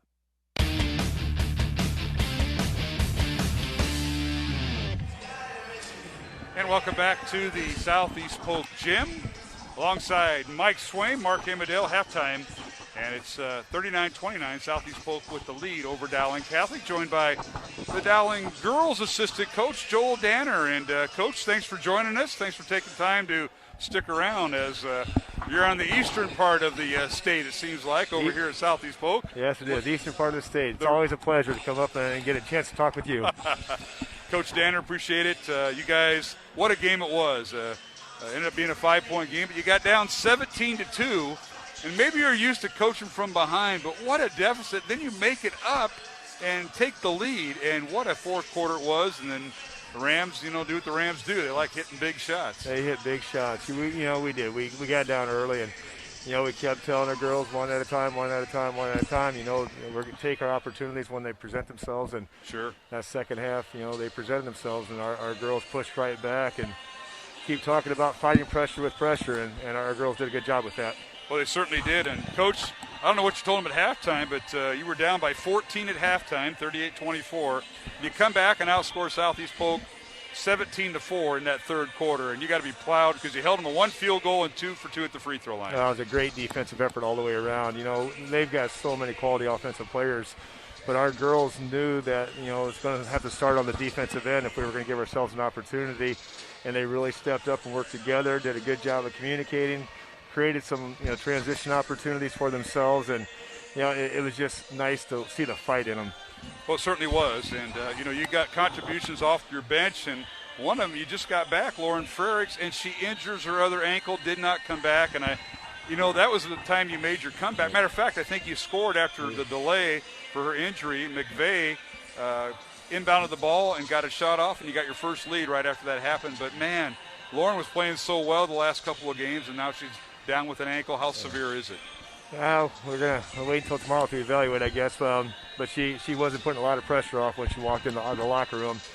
But, you know, yeah, you get her back, it just gives us more depth. But just offensive players, another offensive threat with a bigger body. And that's, you know, a little bit where Southeast Polk can take advantage of us, just using their size and posting up some of our smaller guards. But, you know, again, in the second half, our guards did what they had to do defensively to give ourselves a chance. So, you know, you got to compliment them on that. The dynamic duel of, you know, of the Rams, and you've seen this enough twice a year now. Larkin's held to 16. I say held because she was in the 20s usually. Brooklyn Daly, the coach's daughter, 19 points, which she came in averaging 8 and had 19 tonight. And then Woodyard, who's a nice complimentary player, averaging 15. She had 16. Those are the three main scorers, and somehow they find the basket. They shoot very well, it seems. Well, they do, and Coach Daly does a great job. They know who needs to score for them. They get those girls the ball and take advantage of mismatches in the post and you can get that. Then you get a nice open three from the perimeter from one of their role players, and they just kind of keep coming at you. But, you know, again, I think Daly got out early, 13, 15 points early, and so we did a really nice job with her in the second half. And I thought, you know, even though Larkin scored 25 the first time and, you know, 16, 18 this time, I thought we did a good job of contesting shots for the most part, especially from the second quarter on.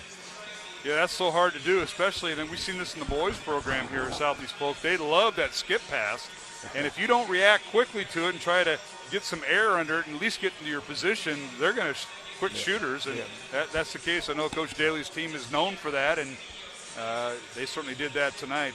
Coach, what did you like about your team's effort tonight? What was some of the things that maybe you were concerned about or worried about, besides all their shooters, in this contest the second time you played them?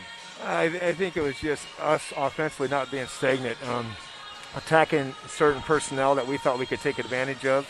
And I think our guards did a good job once we got going midway through the second quarter into the second half of looking at mismatches, getting some backdoor cuts and some nice easy looks there. And then when we were able to drive, we were able to kick it out, and we hit a couple of threes. And that's what we need to do with, you know, Maddie or whoever's hitting those threes, Lauren, Ella, and then getting the ball back inside to Lexi. And Lexi had some nice, strong moves tonight. She did a better job of catching. You know, just, you know, I think that she's just constantly, the last couple of weeks, gotten better and better and better. But she's a girl that she needs to touch the ball every possession for us if we're going to have a chance or an opportunity to win. Right. She needs to be on the floor a lot. I know that she's gotten in foul trouble in the first half in the last several games, but she's worked her way out of it. And I know she finished with 4 fouls, so she's playing kind of cautious. You don't want her out.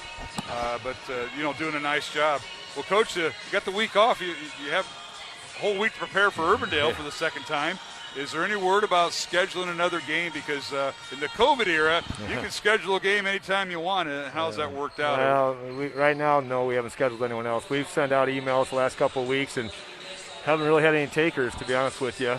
So we're going to, you know, practice Sunday and see what happens for the rest of the week and prepare for Urbandale and, you know, then finish out the season strong for the last 3 games. Yeah, you take on Urbandale next Friday, a game we'll have on Iowa Catholic Radio. Just 3 more regular season games left. And the following week, well, it's number 5 Centennial and number 1 Johnston at the Dowling Gym on Tuesday, February 9th, and Friday, February 12th, and the regional start. So nothing like finishing with a couple of top 5 teams after battling number 4 team tonight. No, it's you know, again, every year now that I've been here, it's just you got to prepare each and every night. There's no nights off. You've all heard the cliche, but you know, especially that last week, Aiken Centennial defensively, and then Johnston just total team effort for those guys all the time. So we got our hands full, but it's a challenge that we're looking forward to. Visit with Joel Danner, the Dowling girls basketball assistant coach, after tonight's contest. The Southeast Polk Rams, a 63-58 win.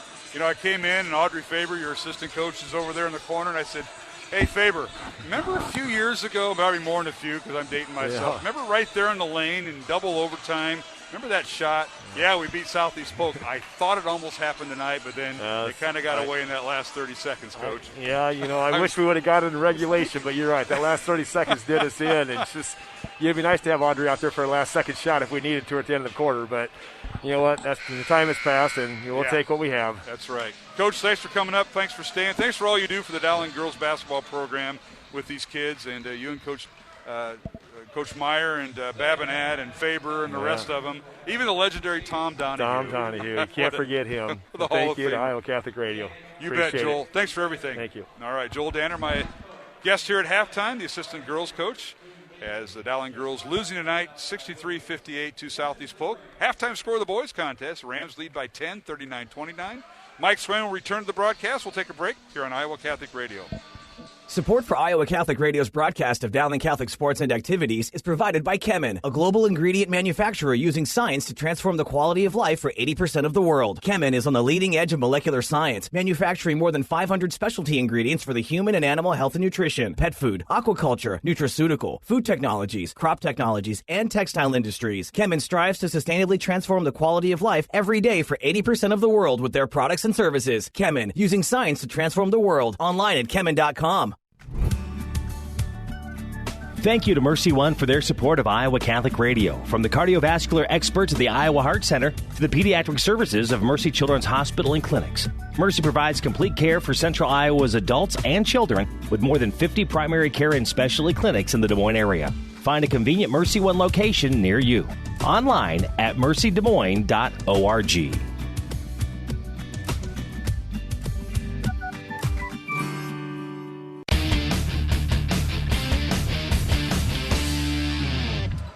And we're back here in the second half underway. Simon Daniel with the shot for Dowling on their first possession. It's no good. Malachi Williams with the rebound, 39-29. Southeast Polk with the lead here in the third quarter. Mark Amadale and Mike Swaim. Now in the lane, and a shot by Glenn, no good, but they're going to whistle a foul on Dowling on the shot, and free throws coming. Well, one of the troubling things that I'm seeing, Mark, is that offense is coming very easily for Southeast Polk. They're getting good looks. Sometimes they're not making them, but they're getting inside the paint. They're getting looks. Again, Dowling struggling to get the ball into the offense with so much pressure out front, and it's really bothering Hughes and Mikey Chase. Well, believe it or not, the first free throw of the night was just scored there by Glenn after the foul on Hughes. That'll be his second foul of the game. Second free throw good. So the Rams 2 for 2 at the line tonight. They did not attempt the free throw in the first half. Dowling went 3 of 4 at the free throw line in the first half.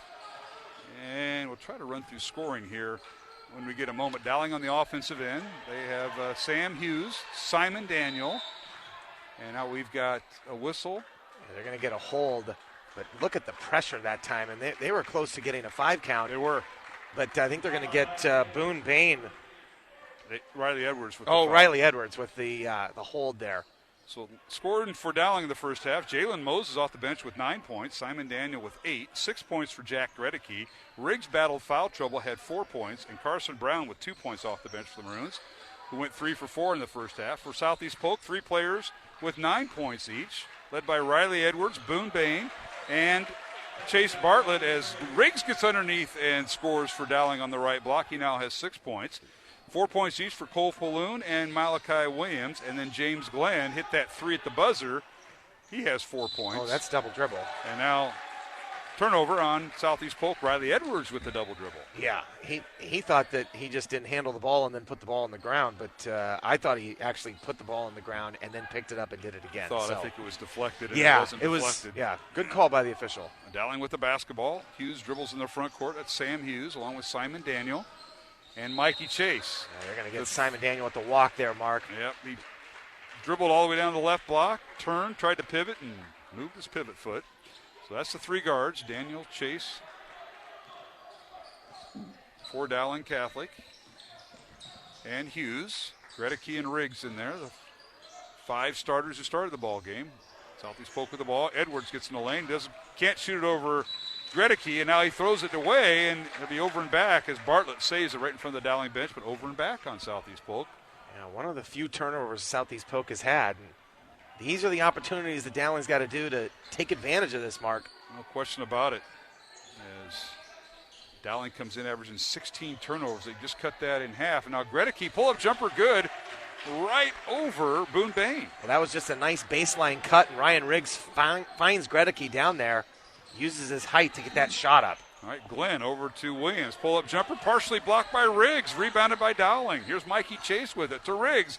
In the lane, shot up and no good. He drew the foul in the basket. Riggs will go to the free throw line as the basket's no good. What I liked best about that, not only Ryan Riggs running the floor, but how about him taking it so strong to the basket against the defenders, drawing the contact, Mark? That's what you like to see. He drew a double team, and the free throw is good by Riggs. Ryan tonight with 7 points. First free throw attempt. 41-34. Southeast Polk with a 7-point lead. Make that a 6-point lead. Second free throw good by Riggs. He has 8 points.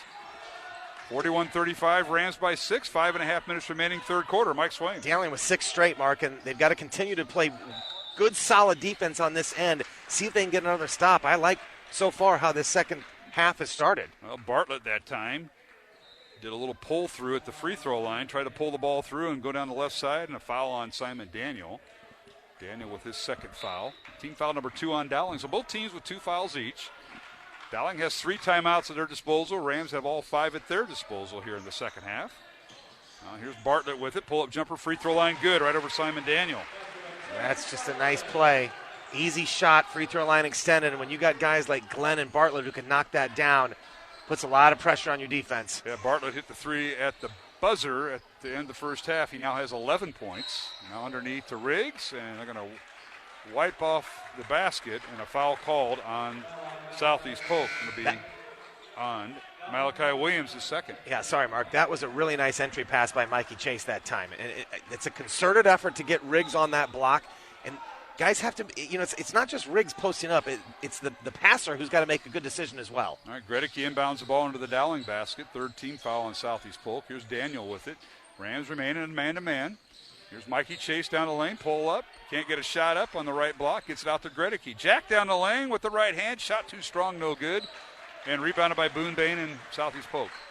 Well, good drive by Gregory, but just didn't know what he was going to do. If he was going to over the rim or that's Bartlett with the 3, Mark. 3. Just like the half in it. He loves that left baseline, and he's got 14 points. How about that? Dowling cuts it to 6, and just like that, Southeast Polk with a little 5-0 run, and now back up by 11. All right, here's Chase to the basket. His shot up and no good. They're going to call the offensive foul on Mikey Chase. And a nice job on defense by the Rams, and I believe that was Boone Bain who drew the foul. Who drew the charge, rather. Yeah. Chase with the foul, and that'll be his first. Coach O'Connor not happy with that call. I actually thought it was a pretty good call, Mark. I thought that Bain had good position there. Oh, check that. It's not on Chase. Mikey Chase. It's on Hughes, his third. Now in the lane, a pull-up jumper. Glenn gets the favorable roll off the back iron. It falls through. Glenn with his 6th point. Make that his 8th point. 48-35. Rams by 13. Largest lead of the night for Southeast Polk. Dowling with the ball. Riggs, right elbow in the lane. Double team, leaves it for Chase. Mikey coming off a ball screen. Gets it to Hughes. Sam in the lane. Pull-up jumper is fouled by James Glenn, and he'll get 2 free throws. Glenn his 3rd foul. Yeah, 3 on Glenn, 3 on Hughes. A couple guys with foul trouble early on here. Let's see if... That is the 14th foul on Southeast Polk. Dowling with 3. And this is just the third quarter, so we're going to see a lot of free throws, I think, in this second half. First free throw good by Sam Hughes. Looks like Coach Jenkins is going to get Glenn out with 3. Moses back in, and Carson Brown's going to check in for Hughes after this free throw. Well, Sam averaging 6 points on the season. Held scoreless last night. That's his first point of the night. The first free throw good by Sam Hughes. Second one on the way. It's no good. And the rebound, Southeast Polk. 48-36 Rams. 3:40 remaining here in the third quarter. From the Southeast Polk gym tonight, part of a girl-boy doubleheader, Dowling and Southeast Polk. Second time these two teams have met. Here's Cormiah Carmu in the lineup. Carmu leaves it for Bartlett. His shot up again. He is heating it up. This time really is. The right side of the key. Mark, that was a step-back fadeaway, and he's just, there's nothing but net. He's really feeling it tonight. 16 points for Bartlett. Chase Bartlett, the 6'3 senior, looking at a few D2 schools and NAIA schools, and he's leading the way. A whistle and a foul on Cormaya Carmu, who's in there for head coach Alan Jenkins in Southeast Polk. Picks up the foul, does Carmu. His first. Things are getting a little tighter with the officials. We've already got 8 fouls, Mark, in this quarter, and we're still 3 minutes to go. Randy Wiggins, Jeff Junker, and Kerry Butnick are three-person. Nice. And Riggs gets inside as Dowling runs nice the inbounds jump play. hook that time by Riggs. 10 points for Ryan. And it's 50-38, Southeast Polk by 12. Entry pass goes to Bartlett, and they say it was a kick ball by Dowling out of bounds to Southeast Polk. Riggs with 10 points, leading scorer for the Maroons. 8 points for Simon Daniel, 8 points for Jack Reddicky. Maroons have got to start finding points in the second half. That's been their downfall. Now Bartlett dribbles baseline. He travels with the basketball. Good help defense by Carson Brown, who just checked in to help Simon Daniel. Just enough there to make Bartlett, pick up that pivot foot and travel, and they're going to try and face guard. I heard Coach Wagner yelling at Simon Daniel to try and face guard Bartlett. He's so hot right now, you don't even want him to touch the ball.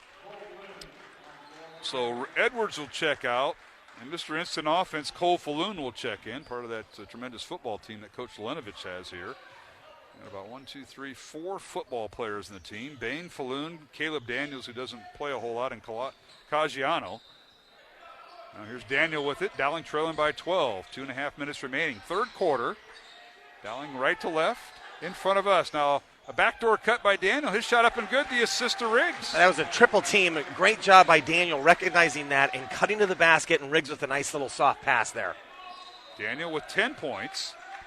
It's 50-40. Southeast Polk. And now we got traveling on the Rams. Good defense by Dowling. Riggs stopped him. I think Mikey Chase and Hughes altered the flow there by Boone Bain. Well, Ryan Riggs stepped up the lane there and caused Bain to travel. And so, again, another turnover. Dowling with an opportunity here to get this thing under double digits. Jalen Moses in the lineup for Dowling now. It's Moses and Riggs in the post. The 3 guards are Chase, Hughes, and Daniel. Now here's Hughes in the lane. His turnaround shot no good. And he slaps out of bounds. And they're going to give it to Southeast Polk. They say Caggiano might have had a piece of it. Right in front of the Southeast Polk student body, and they were like, what kind of call is that? Yeah, it's not a full house here, as it normally isn't, but there are a few fans huddled together. Dowling will inbound the ball. Hughes will throw it in. Now we got a whistle and an offensive foul, illegal screen by Dowling. Yeah, I think they're going to get Mikey Chase on that. My goodness, yeah. I didn't see it, Mark. First foul. I didn't either. It was away from the ball. Yeah, it was a quick whistle.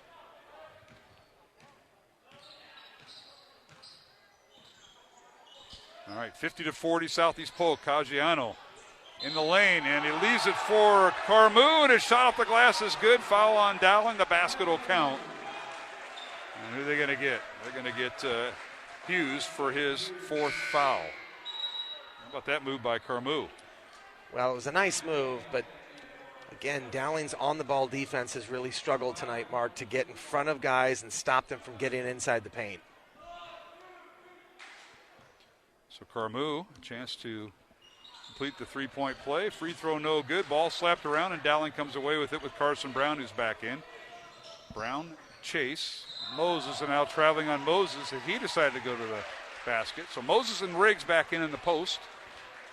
And it's Carson Brown, Simon Daniel, and Mikey Chase, the 3 guards for Dowling.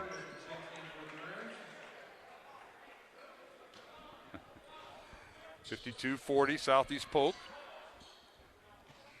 And Dowling now retreats on defense. They stay man-to-man. And with this lead, Coach Jenkins can leave Glenn on the bench with 3 fouls.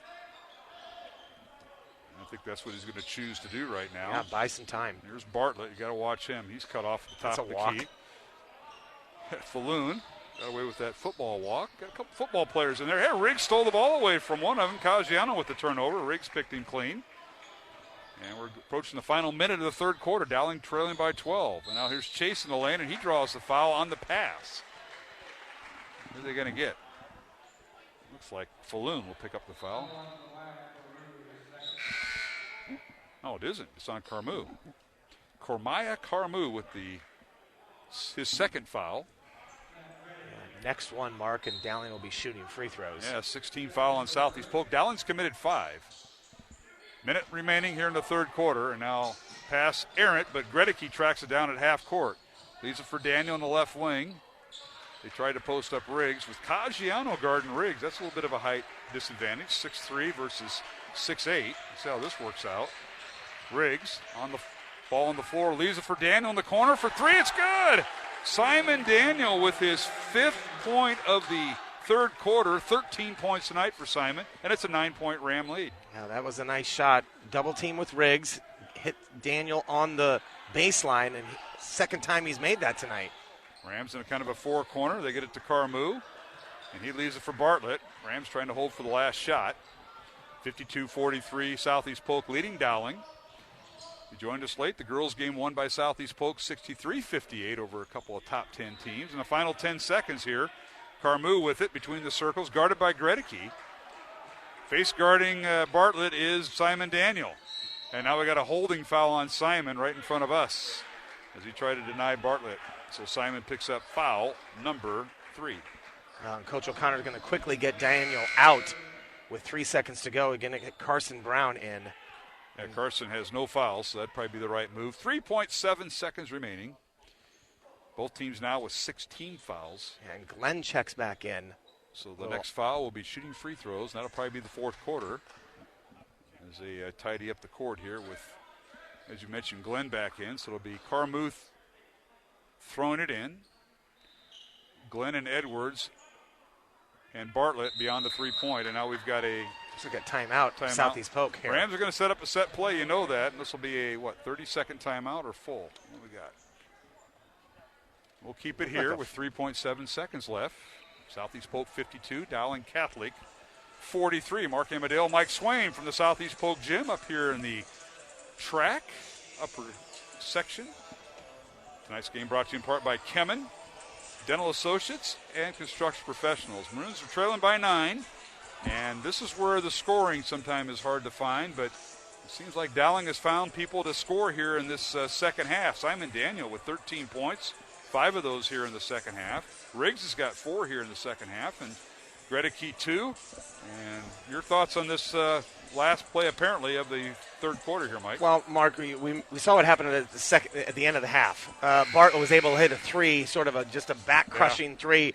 If they can get a stop here, Downing's going to get the ball to start the fourth quarter and have a chance to get this thing down to 7. So this is a big play here. They got their 3-point shooters on the line, 3-point line. Riley Edwards, Chase Bartlett, and Carmu will throw it in, and Glenn. Now they get it into Bartlett on the baseline. Step back 3 at the horn is up, off the back iron, no good. And we've come to the end of the third quarter with the score. Southeast Polk 52, Dowling 43, along with Mike Swain, Mark Amadale back with the fourth quarter in 1 minute here on Iowa Catholic Radio. Support for Iowa Catholic Radio and Dowling Catholic Sports is provided in part by Ashworth Vision Clinic. With 2 licensed optometrists, Barbara Sheets, a Dowling graduate, and Dr. Craig Harper, the Ashworth Vision Clinic team provides complete eye exams, contact lenses, glasses, glaucoma testing, and pre- and post-operative care. Ashworth Vision Clinic is located at 60th and Ashworth in West Des Moines. 515-440-4610 or online, ashworthvision.com. Hi, I'm Al Cresta, host of Cresta in the Afternoon. Catholic radio is absolutely necessary because the secular media just doesn't get our story, and secular media doesn't share our values. What's important to us is not necessarily what's important to them. So no matter what you can give, I'm asking you to prayerfully support Catholic radio in your area. Prayerfully consider making a gift right now. You can give securely online at iowacatholicradio.com, the Iowa Catholic Radio app, or call 515-223-1150.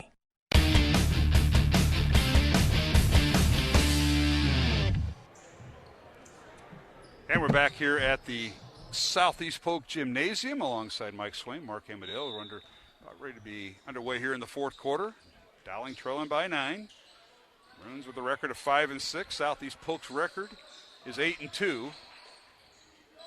Rams won the first meeting back in December over Dowling. The Maroons have the first possession of the fourth quarter, and they work it inside to Riggs, and a whistle and a foul on Malachi Williams. And that'll be his, let me see here, third foul. Well, this is where Dowling has to take advantage, Mark. Clock stopped. You get to go to the line, and you got a chance to get 2 easy ones.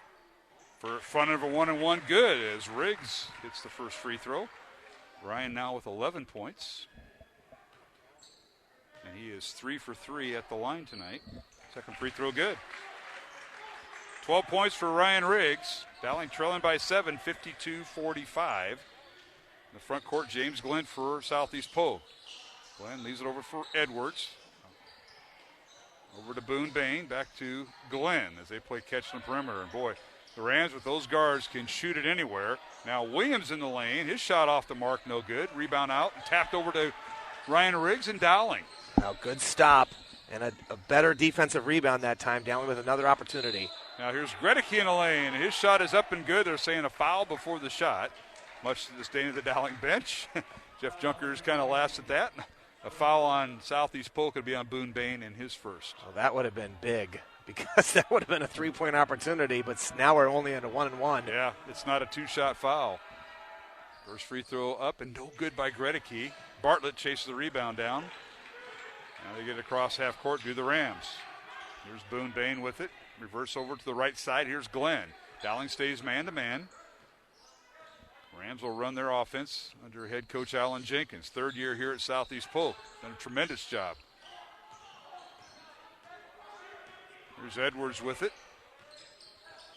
Malachi Williams, a lone post player. Top of the key for 3. No good by Riley Edwards. Rebound Gregory into the hands of Mikey Chase. Dowling with their starting 5 out there. Chase in the corner to Hughes. His shot up and no good. Might have been partially blocked by Riley Edwards.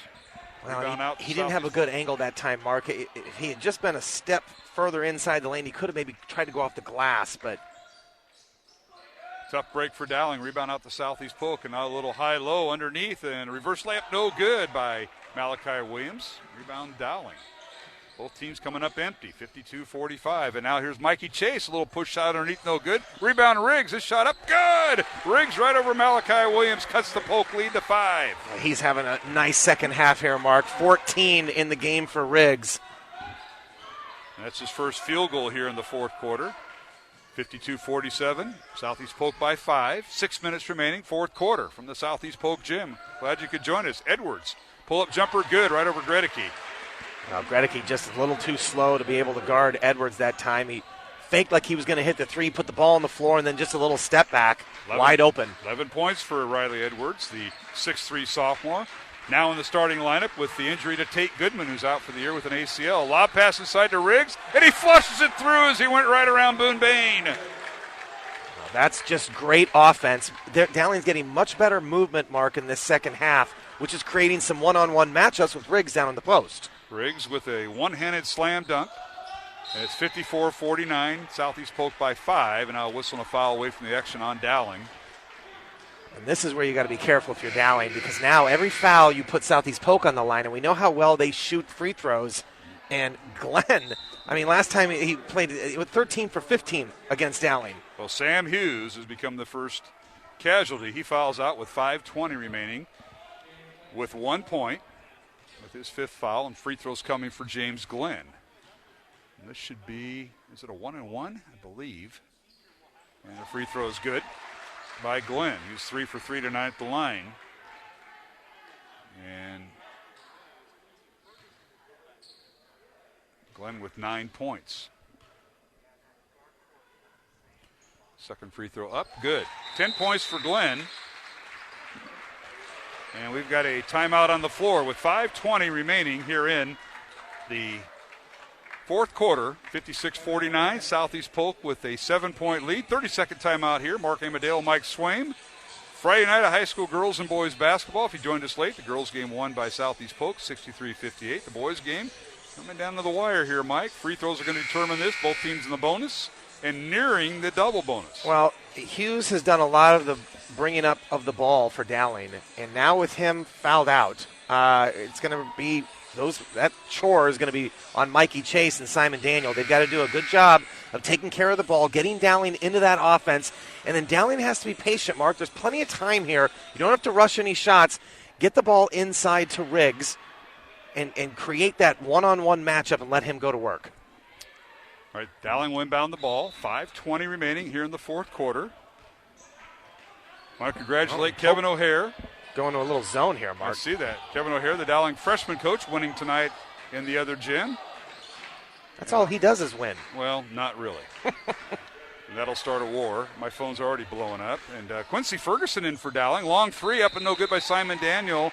And the ball hit the basket support above the backboard, which is a dead ball area, out of bounds to Southeast Polk. That was a pretty good look by Simon Daniel on that three, and he's hit a couple of them tonight, Mark. So Dowling's got to just buckle down here defensively, try and get a stop. Quincy Ferguson, number 5 in the lineup. We saw him last night against Ankeny in the fourth quarter. Here's Glenn with it, coming off a ball screen by Williams. Can't get a shot off. Now the ball stolen away by Quincy Ferguson. Quincy, 2-on-1 fast break. Leaves it for Mikey Chase. His shot up and no good. Drew the foul, and he'll get 2 free throws here. 19 foul on Southeast Polk. Pretty good 2-on-1 that time. Ferguson with a nice pass to Mikey Chase, and then Mikey allowing the defense to get there and go for that shot fake, committing the foul. Quincy Ferguson with the steal on that cross-court pass. Jumping the passing lane. Quincy now at the free throw line. Or check that, Mikey Chase the free throw line. Quincy with the steal. It's the first free throw. 56-50. The Ram lead is now 6 with 4:41 remaining. Second free throw good. Chase 2 for 2 at the line. That's where his 2 points are from. Yeah, both teams with 3 timeouts apiece, Mark, with 4:35 to go here. Rams with it. Here's Glenn. Leaves it for his teammate Riley Edwards for 3. Good. Oh, my goodness. Edwards' his 4th 3 of the night, 14 points. Polk back to the zone. Here's Gregory for 3. It's no good. Weak side rebound to Bartlett. He's double-teamed in the backcourt, and he gives it to Glenn. He'll dribble it across the timeline. 59-51 Southeast Polk by 8. 4:10 remaining fourth quarter. Rams kind of in their four-corner offense with Williams standing on the left block. Underneath, a shot in the lane, no good by Glenn. He double penetrated. Rebound Dowling. Outlet pass to Gregory. He slams it home right over Bartlett. Jack Gregory with the slam, and he's got 10 points. And Coach O'Connor was trying to get a timeout, and the official didn't see it. Good job, Randy Wiggins, of ignoring that. The official that walked right by OC. And now Glenn, draws the foul as he was going down, and they're going to whistle the foul on Mikey Chase. Boy, that I didn't see a lot of contact there, Mark, and that's a big one because, again, you send Glenn to the line, which is almost an automatic 2. So free throws coming for James Glenn. The 8th team foul on Dowling. This will be a 1-and-1 for Glenn, who's 4 for 4 on the night. And his first free throw up, good. Glenn with 11 points. And it's 60-53. Southeast Polk by 7. Second free throw up, good. 12 points for Glenn. Dowling needs great possessions here. 61-53 Southeast Polk, 3:30 remaining. Dowling with Ferguson. Skip pass over to Chase. Out to Gregory for 3. Left wing, no good. Hits the back iron and rebounded by Bartlett. Wow, that was really good ball movement and a wide open look for Gregory, but boy, that shot was way off. Glenn in the lane. He has a ball slapped out of bounds. I think Riggs got a piece of the block shot. And it'll be Southeast Polk basketball underneath their own basket. 3:15 remaining here in the fourth quarter. Rams trying for a doubleheader sweep as the Southeast Polk girls defeated Dowling. The Dowling girls earlier, 63-58, and a very exciting finish. All right, here's Edwards with it for Southeast Polk. Rams just trying to create spaces. Rams back out to Glenn, and he draws the foul. That'll be on Chase. Mikey Chase with his 4th. Check that, his 3rd foul. Well, Southeast Polk now is going to... They want to go to the free throw line, yeah, Mike. Still, I thought that was their 10th, but evidently only 9 for Dowling. Yep. But now both teams will be in the double bonus with the next foul. This is a 1-and-1. And Glenn's free throw is good. Doesn't really matter with Glenn, whether it's a 1-and-1 or a 2-shot. He's staying at the line. He was 24 for 28, 85% coming in. He hasn't hurt his chances there. First free throw good, second one on the way, good. Well, this is what is so dangerous about this Southeast Polk team, Mark. They can spread you four corners, and they've got great ball handlers. And then if you foul, they've got guys who can make free throws. All right, Chase with it. Goes through traffic, puts up a shot, no good. It's slammed home by Ryan Riggs. He fouled the missed shot by Chase, and two-handed slam dunk. Timeout on the floor. That was a great put-back dunk by Ryan Riggs. 18 points for Riggs. We'll take a timeout. 2:51 remaining here in the fourth quarter. Southeast Polk 63, Dowling 55 here on Iowa Catholic Radio. Thank you, construction professionals, for underwriting our show, Man Up. Heard Mondays at 9 a.m. and 9 p.m. Construction professionals have been long supporters of Iowa Catholic Radio, and we've seen their work. It's beautiful. They do remodeling or new construction that is innovative, functional, and designing what you want.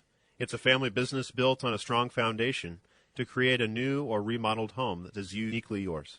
cpcustomhomes.com. From our family to yours, God bless. Thank you, construction professionals. Thank you, Dental Associates, for underwriting Dowling Catholic Sports 365. With over 40 years' experience, Dental Associates is a group dental practice with the mission of promoting optimum health and well-being to all patients, providing preventative, restorative, and cosmetic dentistry for the entire family. Message underwritten by Dr. Kenton Gleichman, Dr. Steve Karbaka, and Dr. Ben Nagel. Dental Associates, addressing your smile, needs, and dreams. Online at DesMoines-DentalAssociates.com.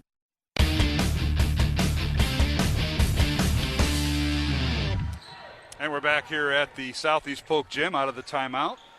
Dowling has 2 timeouts remaining. Southeast Polk 3, 63-55. Southeast Polk boys leading Dowling.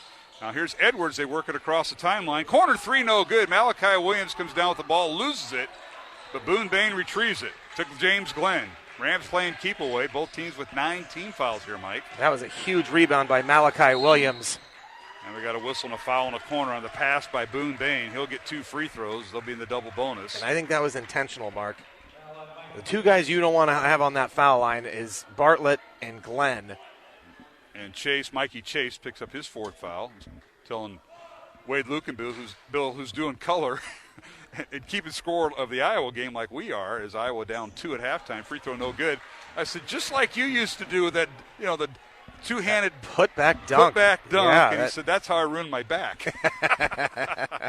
I said, in the gym at Fort Dodge or in Iowa City. Right. Second free throw good by Boone Bain. So he goes 1 for 2.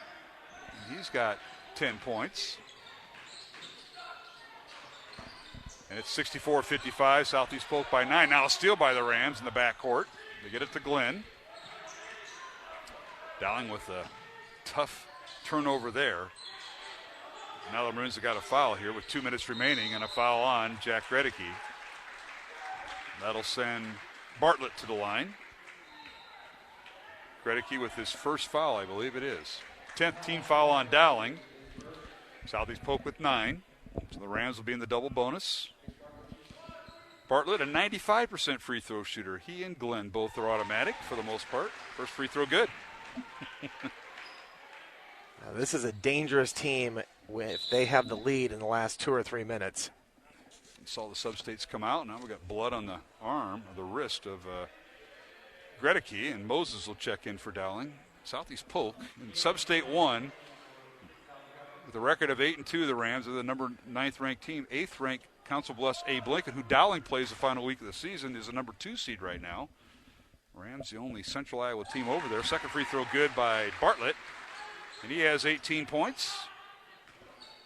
And it's 66-55, Southeast Polk by 11. Dowling with the ball. Moses over to Chase for 3. It's in and out, no good. Tipped by Riggs into the hands of Simon Daniel, who will launch the 3. It's short. Rebound Riggs. To Quincy Ferguson, over in the corner to Moses. 3-pointer, no good. He missed everything. Foul on Bartlett, I believe. And it'll be 3 free throws coming as Chase Bartlett picks up his second foul, and Jalen Moses to the line for 3, Mike. Well, Dowling will get a chance to get this thing to single digits. And I'm assuming that Coach O'Connor is going to get somebody in for the shooter to try and set up a press.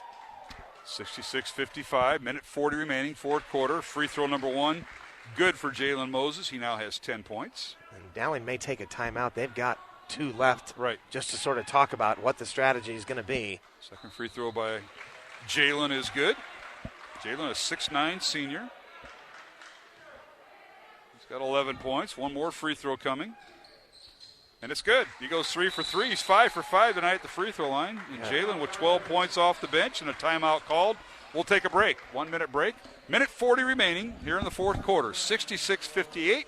Southeast Polk by 8 over Dowling Catholic. Back in 1 minute here on Iowa Catholic Radio. Support for Iowa Catholic Radio's broadcast of Dowling Catholic sports and activities is provided by Kemin, a global ingredient manufacturer using science to transform the quality of life for 80% of the world. Kemin is on the leading edge of molecular science, manufacturing more than 500 specialty ingredients for the human and animal health and nutrition, pet food, aquaculture, nutraceutical, food technologies, crop technologies, and textile industries. Kemin strives to sustainably transform the quality of life every day for 80% of the world with their products and services. Kemin, using science to transform the world. Online at kemin.com.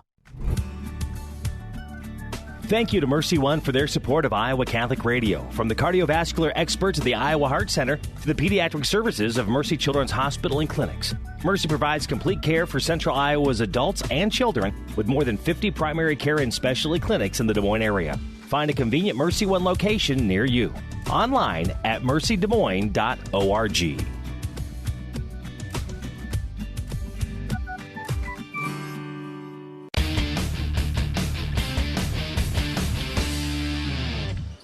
We're back here at the Southeast Polk gym. Full court pressure by Dowling, and they force a 5 count. Turnover against Southeast Polk. They couldn't get it in time, Mike. Well, that's just a great job. They set up a press and face guarding and held the Southeast Polk Rams. Couldn't get it in. 5-second count. Now Dowling going a little substitution, offense, defense. Well, Carson Brown was part of that defense, and now they bring in Gregory, and Quincy Robinson will throw it in for Dowling, and he does. Quincy Ferguson, rather, underneath the Simon Daniel. And a slam dunk again by Ryan Riggs. The feed by Simon Daniel.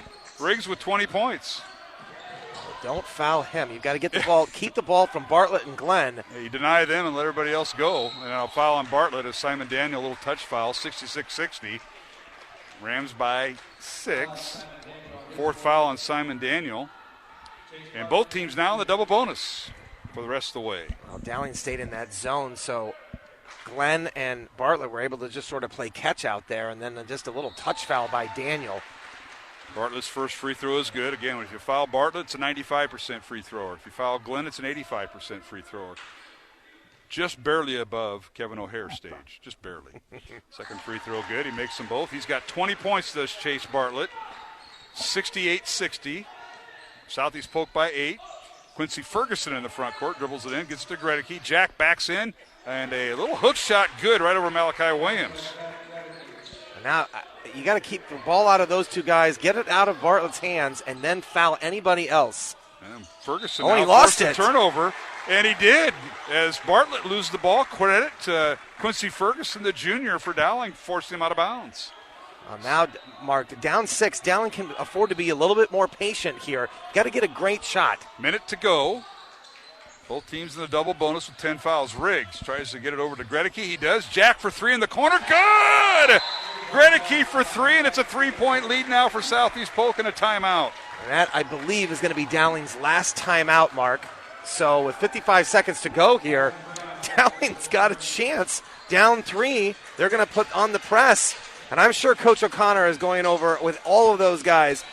2 guys you can't let catch the ball. Glenn and Bartlett. Anybody else, we are going to foul. The old days, it was Bartles and James, and now it's Glenn and Bartlett. Yeah, there you go. Isn't that something? Well, it's 68-65 our score. Southeast Polk with a 3-point lead over Dowling. They'll be bounding the ball. Full court to go. And timeouts, Dowling out of timeouts, and Rams with 3. And we can expect Dowling to put in defensive pressure like they did to get the 5-second count last time. One of the things they could do, too, Mark, is even on the inbounds, hold on whoever they want to foul. Whoever, sure. I mean, Bain just missed a free throw. He would be a guy I would be looking at to foul. Maybe Malachi Williams on the hold before the ball even comes in. I want to thank Ashworth Vision Clinic, Construction Professionals, and Kemin for supporting our broadcasts. As Southeast Polk will inbound the ball, they have the length of the court to go. They lead by 3. 55 seconds remaining. Throwing the ball in will be Riley Edwards. Looking, and Edwards finally gets it. It's stolen away by Ferguson to Dowling. Now a long three, top of the key is good. Oh, my and God. We're tied. Mikey Chase for three, his 5th point, Mike. Now Dowling's got to change their mentality, Mark. No fouls. Now you got to just play solid defense here. Stolen by Quincy Ferguson into the hands of Carson Brown, who fed Chase the top of the key, and Mikey drains the three, and we're tied at 68 with 30 seconds to go, and Southeast Polk just going to hold the ball with James Glenn just beyond center court. And Coach Jenkins has a timeout if he wants, but I'm guessing he's going to let Glenn take it and see what they can create. Dowling now trying to double team a little bit here. Well, 3 timeouts for Southeast Polk. They don't have to get a shot off. I'm sure they're going to call it now, or they're going to go with their play. They're going with their set play. Good decision to double team Glenn. Get it out of his hands. And the corner to Bartlett for 3. It's in and out, no good. Rebound Ferguson, and Dowling has it. 2 seconds left. Half-court shot up, and it's short.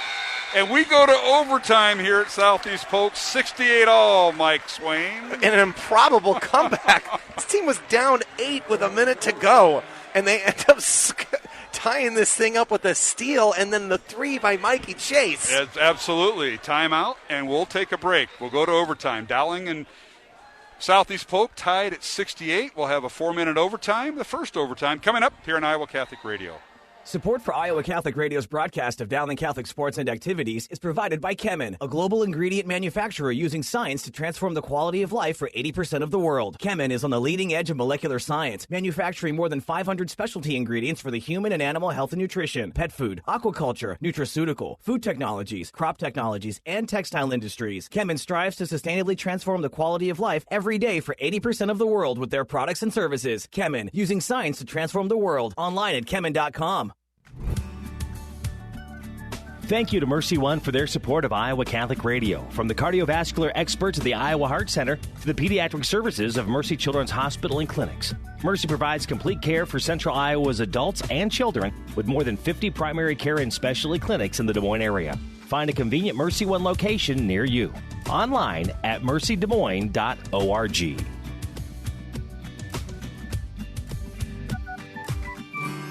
Iowa Catholic Radio, KWKY Des Moines, K233BT Des Moines, KIHS Adel. Listen online anytime at iowacatholicradio.com or download the Iowa Catholic Radio app.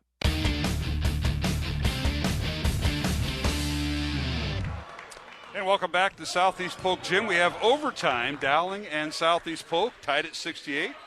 And a jump ball. Dowling winning the tip. They go right to left in front of us. They maintain that. Riggs wins the tip. He gets it inside. Quincy Ferguson with it for Dowling to Gregory. Backs his way in, and a charging foul called on Jack. They think he got the elbow a little too far out there, and Bartlett drew the foul. Well, that was the exact same play that Gregory scored the last time, and a smart decision that time by Bartlett, just going down and drawing the offensive foul. You don't want to talk about foul trouble here, Mark. I mean, you've got both Simon Daniel and Mikey Chase with 4 fouls here to start the overtime. So those guys got to be careful on the defensive end. Yeah, they certainly do. Dowling 13 of 15 at the free throw line in regulation, as was Southeast Polk at the free throw line. They both have the same numbers. Dowling with a 25-16 spurt in that fourth quarter to get it tied. And now the Rams with it. Glenn dribbles baseline, and he travels as he threw the pass. Tried to hit his teammate Boone Bain, and he traveled on the baseline. Well, Southeast Polk's offense has gotten stagnant here in the last 3 or 4 minutes, and you got to give a lot of credit to the Dowling defense. Thank you. I was just going to mention that. Part of that might be the defensive pressure. How about the steal by Ferguson? Quincy, little used, but played the fourth quarter here for Dowling. Got it to Carson Brown, to Mikey Chase for 3, and the Maroons tie the game. That's how regulation ended. Rams had about 15 seconds to respond and couldn't get a shot off. 68-all. Here's Riggs with it. Faced the basket, top of the key, looking for a cutter. Now has Simon Daniel for 3. It's up and no good. Left it short and out of bounds. Well, Dowling was pretty deliberate that time, and Daniel ends up with a wide open look, but unable to convert. 68-all. Nobody has scored in overtime. This is a 4-minute overtime in high school regulations. And dribbling across the timeline, who else? James Glenn, who's guarded by Quincy Ferguson. Man-to-man defense employed by Dowling. Glenn with it. Underneath. Reverse layup. Too strong. Rebound Riggs, and he has it knocked out of his hands, and a whistle and a foul on Malachi Williams of Southeast Polk, his fourth. That will send Ryan Riggs to the foul line to shoot 2, Mark, and that's big because those are just easy points. Dowling can step up, and I'm a little surprised. Glenn had an opportunity to shoot that 3 and instead opted to go in and take it where Ryan Riggs was able to alter that shot. I don't think we've seen Glenn attempt a 3 tonight. He has not scored a 3. I can't speak for attempting, but not comfortable with his shot. Usually it's a catch and shoot. Free throw good by Riggs. So Dowling with the first lead in overtime. Other games going on tonight. Waukee at Valley, Johnson at Urbandale, Hoover at Roosevelt, Lincoln at East, North at Ottumwa, Ankeny Centennial at Ankeny, the Battle of Ankeny. Fort Dodge at Ames and Marshalltown at Mason City, all girl-boy doubleheaders. Riggs hits both free throws. He's 6 for 6 the line tonight, and he has 22 points. Dowling's going to stay with the full court pressure here, just trying to keep the ball out of Bartlett and Glenn's hands if you can. Yeah, if you can. That's a good one. Yeah, James Glenn now in the front court. Well, they're running the double high posts for Southeast Polk. Malachi Williams gets it back to Glenn. Now he'll shoot the 3, and it's in and out, no good. And a rebound Dowling and Mikey Chase. Dowling by 2 in the basketball here, Mike. Big miss, and Dowling now has to know time and score, Mark. 2 minutes to go, up 2. You've got to get a great shot. Be patient. 70-68. Dowling by 2. Riggs with it, top of the key. Dribble handoff, Mikey Chase. He's cut off. Gets to Carson Brown. It's Brown, Simon Daniel, Mikey Chase, Ryan Riggs. Brown's got to be careful. And Quincy Ferguson. And now we get a timeout called by Michael Connor. He gets an extra timeout in overtime, and he uses it there. And what is this? A full timeout. We'll take a break. Minute 48 remaining in overtime. Dowling 70, Southeast Polk 68. Back in 1 minute here at the Southeast Polk Gym on Iowa Catholic Radio. Support for Iowa Catholic Radio and Dowling Catholic Sports is provided in part by Ashworth Vision Clinic. With 2 licensed optometrists, Barbara Sheets, a Dowling graduate, and Dr. Craig Harper, the Ashworth Vision Clinic team provides complete eye exams, contact lenses, glasses, glaucoma testing, and pre- and post-operative care. Ashworth Vision Clinic is located at 60th and Ashworth in West Des Moines. 515-440-4610 or online, ashworthvision.com. Thank you for your support of Iowa Catholic Radio. Would you consider a $30 a month donation? Your support keeps Iowa Catholic Radio on the air, connecting people to Christ. Support Catholic media. What an incredible gift Catholic media is. Support any kind of Christian outreach that's getting the word out, because it's a contrast to the negative message which is often being promoted, especially as regards issues of human dignity. You can give securely online at iowacatholicradio.com, the Iowa Catholic Radio app, or call 515-223-1150.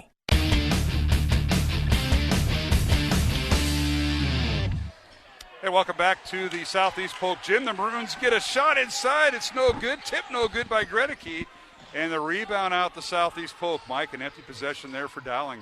Mark, 3 opportunities to cash in that time, and Southeast Polk comes down and buries a 3. Boone Bain for 3, and that's his 13th point. Wow. What a turn of events.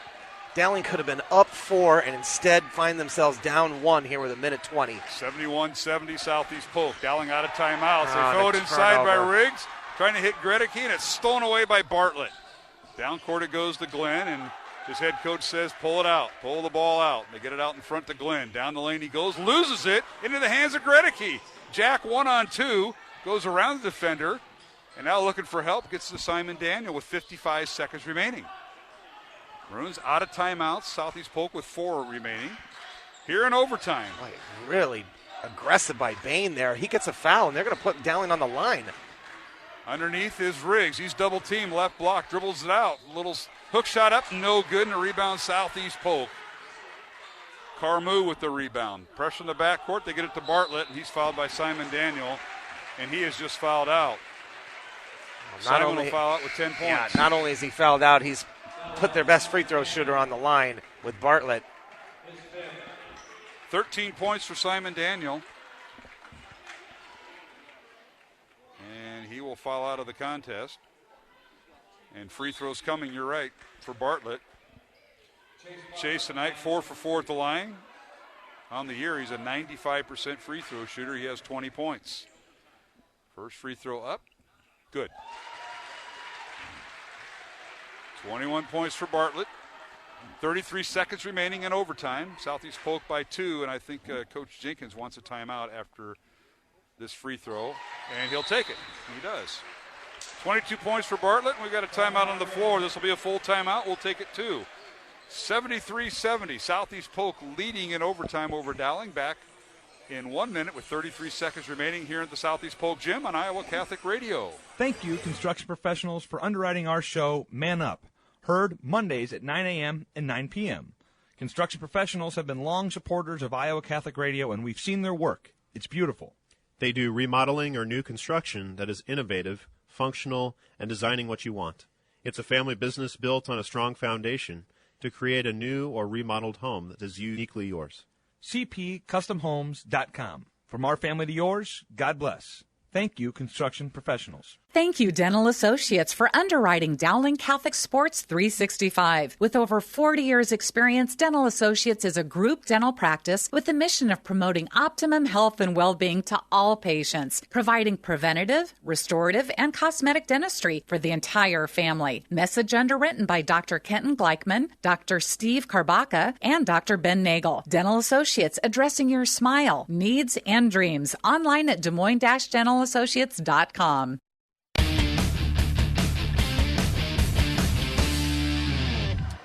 And we're back here at the Southeast Polk Gym. 30 seconds remaining. Dowling with the basketball and trailing 73-70 in overtime to Southeast Polk. Mark, they don't need a three. There's plenty of time. They need to attack the basket, though.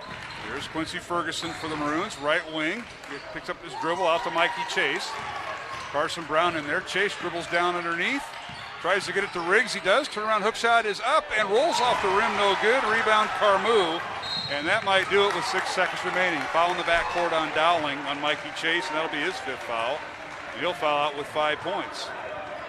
Well, that was a good job by Malachi Williams, not fouling Riggs, and Riggs just a little short. He has played a fantastic game tonight, Mark, but just couldn't get that one to fall, and Dowling forced to foul here. And now they can only do is hope for 2 misses here by Southeast Polk. We got the right guy at the line, Carmu. And his first free throw is good. The left-hander, 4 for 5 on the year, 80%. Well, so much for that. He hits his 3rd point. Second one on the way. It rolls off the rim, no good. Rebound Dowling, and then Ferguson lays it through, and that'll do it.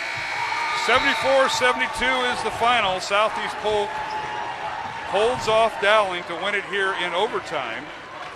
Congratulations to head coach Alan Jenkins and the Southeast Polk Rams. They improved their record at 9-2. Dowling falls to 5-7. And we do have another score to report. I want to thank Athletic Director Jim Dewey out at Southeast Polk, or out at Waukee.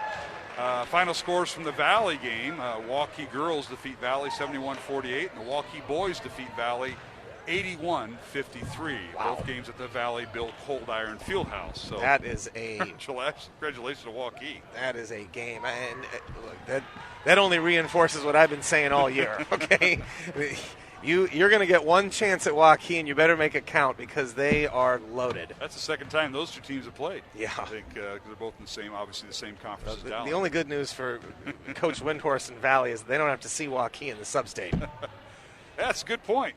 Well, Southeast Polk outscores Dowling 6-4 in overtime to win it, 74-72. We'll take a break, come back with post-game show along with Mike Swain, Mark Amadale, and we'll be back with more the final here at Southeast Polk High School here on Iowa Catholic Radio. Support for Iowa Catholic Radio's broadcast of Dowling Catholic sports and activities is provided by Chemin, a global ingredient manufacturer using science to transform the quality of life for 80% of the world. Chemin is on the leading edge of molecular science, manufacturing more than 500 specialty ingredients for the human and animal health and nutrition, pet food, aquaculture, nutraceutical, food technologies, crop technologies, and textile industries. Chemin strives to sustainably transform the quality of life every day for 80% of the world with their products and services. Chemin, using science to transform the world. Online at chemin.com. Thank you to Mercy One for their support of Iowa Catholic Radio. From the cardiovascular experts at the Iowa Heart Center to the pediatric services of Mercy Children's Hospital and Clinics, Mercy provides complete care for Central Iowa's adults and children with more than 50 primary care and specialty clinics in the Des Moines area. Find a convenient Mercy One location near you. Online at mercydesmoines.org.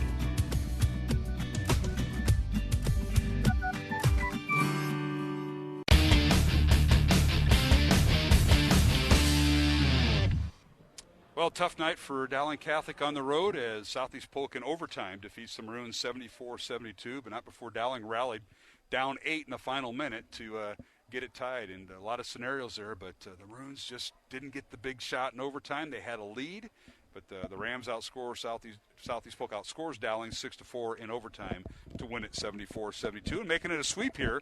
Earlier tonight, Southeast Polk girls a 63-58 win over Dowling. Alongside Mike Swaim, Mark Amadale, and Swimmer. What a fun game to watch, but a real interesting game to break down. It was, and it was a lot of fun. I will tell you, Mark, that as a coach, you never are happy with a loss, okay? And as players, you shouldn't be happy with a loss. But if I'm the Dowling coaching staff, I'm proud of the way that these guys played in the fourth quarter and were able to get this thing to overtime after it looked like it was done. I mean, 8 points in and especially against Southeast Polk, this team that is so smart, spreads you on the floor, can hit free throws, and for Dowling to create those steals and hit those big threes, that's something that I think Coach O'Connor and the coaching staff can build on for this team. It's still a loss. The Ankeny was a loss. Tonight's a loss. But this feels a lot better than what last night did because these guys really showed some fight down the stretch. And being, how about 72 points for Dowling on the board tonight? That feels like a long time that we haven't seen that. So stuck in the 50s for a while. Yeah, it was just a great effort by both teams. But I just thought Dowling gave showed a lot of guts and courage in that fourth quarter to send this thing to overtime. Well, quite a few players in double figures for both teams, and both teams doing pretty well at the free throw line. But Southeast Polk one basket better tonight, and we'll take a look at scoring. For Dowling, I have 4 players in double figures, led by Ryan Riggs with 22 points, 15 points for Jack Gregory, 13 points for Simon Daniel before he fouled out. Jalen Moses off the bench with 12 points to contribute to Dowling. And that was a lot had to do with Riggs being in foul trouble, and it was Moses and even Bialzak in there for a while, just kind of sharing that center position, Mike. Round out scoring for Dowling, 5 points for Mikey Chase before he fouled out. He hit the game-tying three to send it to overtime. Big three. Yep. 2 points for Quincy Ferguson off the bench, and Carson Brown with 2 points. And unofficially, Dowling, I had him at 13 of 15 at the free throw line. That was through through overtime, rather. For Southeast Polk, the leading scorer was Chase Bartlett, a perfect 6 for 6 from the free throw line, 22 points tonight for Bartlett. He knocked down 4 threes in the win. And then rounding out scoring for Southeast Polk, James Glenn, 14 points. Riley Edwards also with 14 points. Boone Bain with 13 points. Malachi Williams, another starter, with 4 points. And then off the bench, Cormaya Carmu with 2 points. And Cole Falloon with 4 points off the bench. And Dominic Caggiano did not score. The Rams were 13 of 15 going into overtime at the free throw line.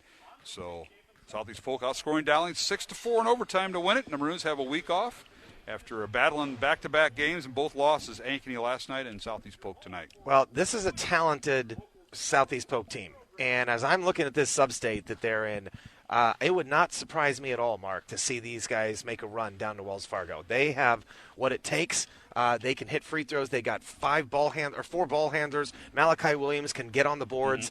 They've got some depth. I think Coach Jenkins really has these guys playing well. So I think this is a team that really could make a move. And look, if you're Dowling, and I saw this sub-state today, Mark. It is a doable sub-state. I mean, you got to have some things go your way, but you look at the top team right now in the sub-state, which is Valley, and Dowling already beat them at home. That's correct. And again, I don't like to take away moral victories, but Dowling's leading scorer didn't play tonight, so it was just good to see. I think guys rally around tonight this Dowling program and really show some heart. And hopefully next week we can get Ryan Riedel or Matt Riedel back on Friday night and turn this thing around. No question. Let's take a look at the sub-states. First for Southeast Polk. They're the only team in Sub-State 1 that's from Central Iowa. They have both Council Bluffs, Jefferson, and Lincoln in their sub-state, Sioux City East, Sioux City North, and Sioux City West. So right now Southeast Polk and Council Bluffs Lincoln would be the top 2 seeds in that sub-state. Remember last year, Dowling played Council Bluffs Lincoln and won to go to. Or I think they won to go to state. In Dowling's sub-state, it's sub-state number 7. Valley is the number 1 seed. Lewis Central, who Dowling beat, I think in the first or second or sub-state, is also in it. And then Dowling and possibly Des Moines North would be the 3rd seed. Urbandale is fighting for a third or fourth seed, and Des Moines East, who is yet to win this year. But Valley and Lewis Central, the top two, but Dowling could be that 2 seed if things work out between now and when the coaches seed these teams. Remember, they got the sub-state groupings today. The seedings don't come out until later, till the coaches meet on a Wednesday night Zoom call, and I think it's in mid-February. They'll seed all this up. So very favorable for both Dowling and for Southeast Polk.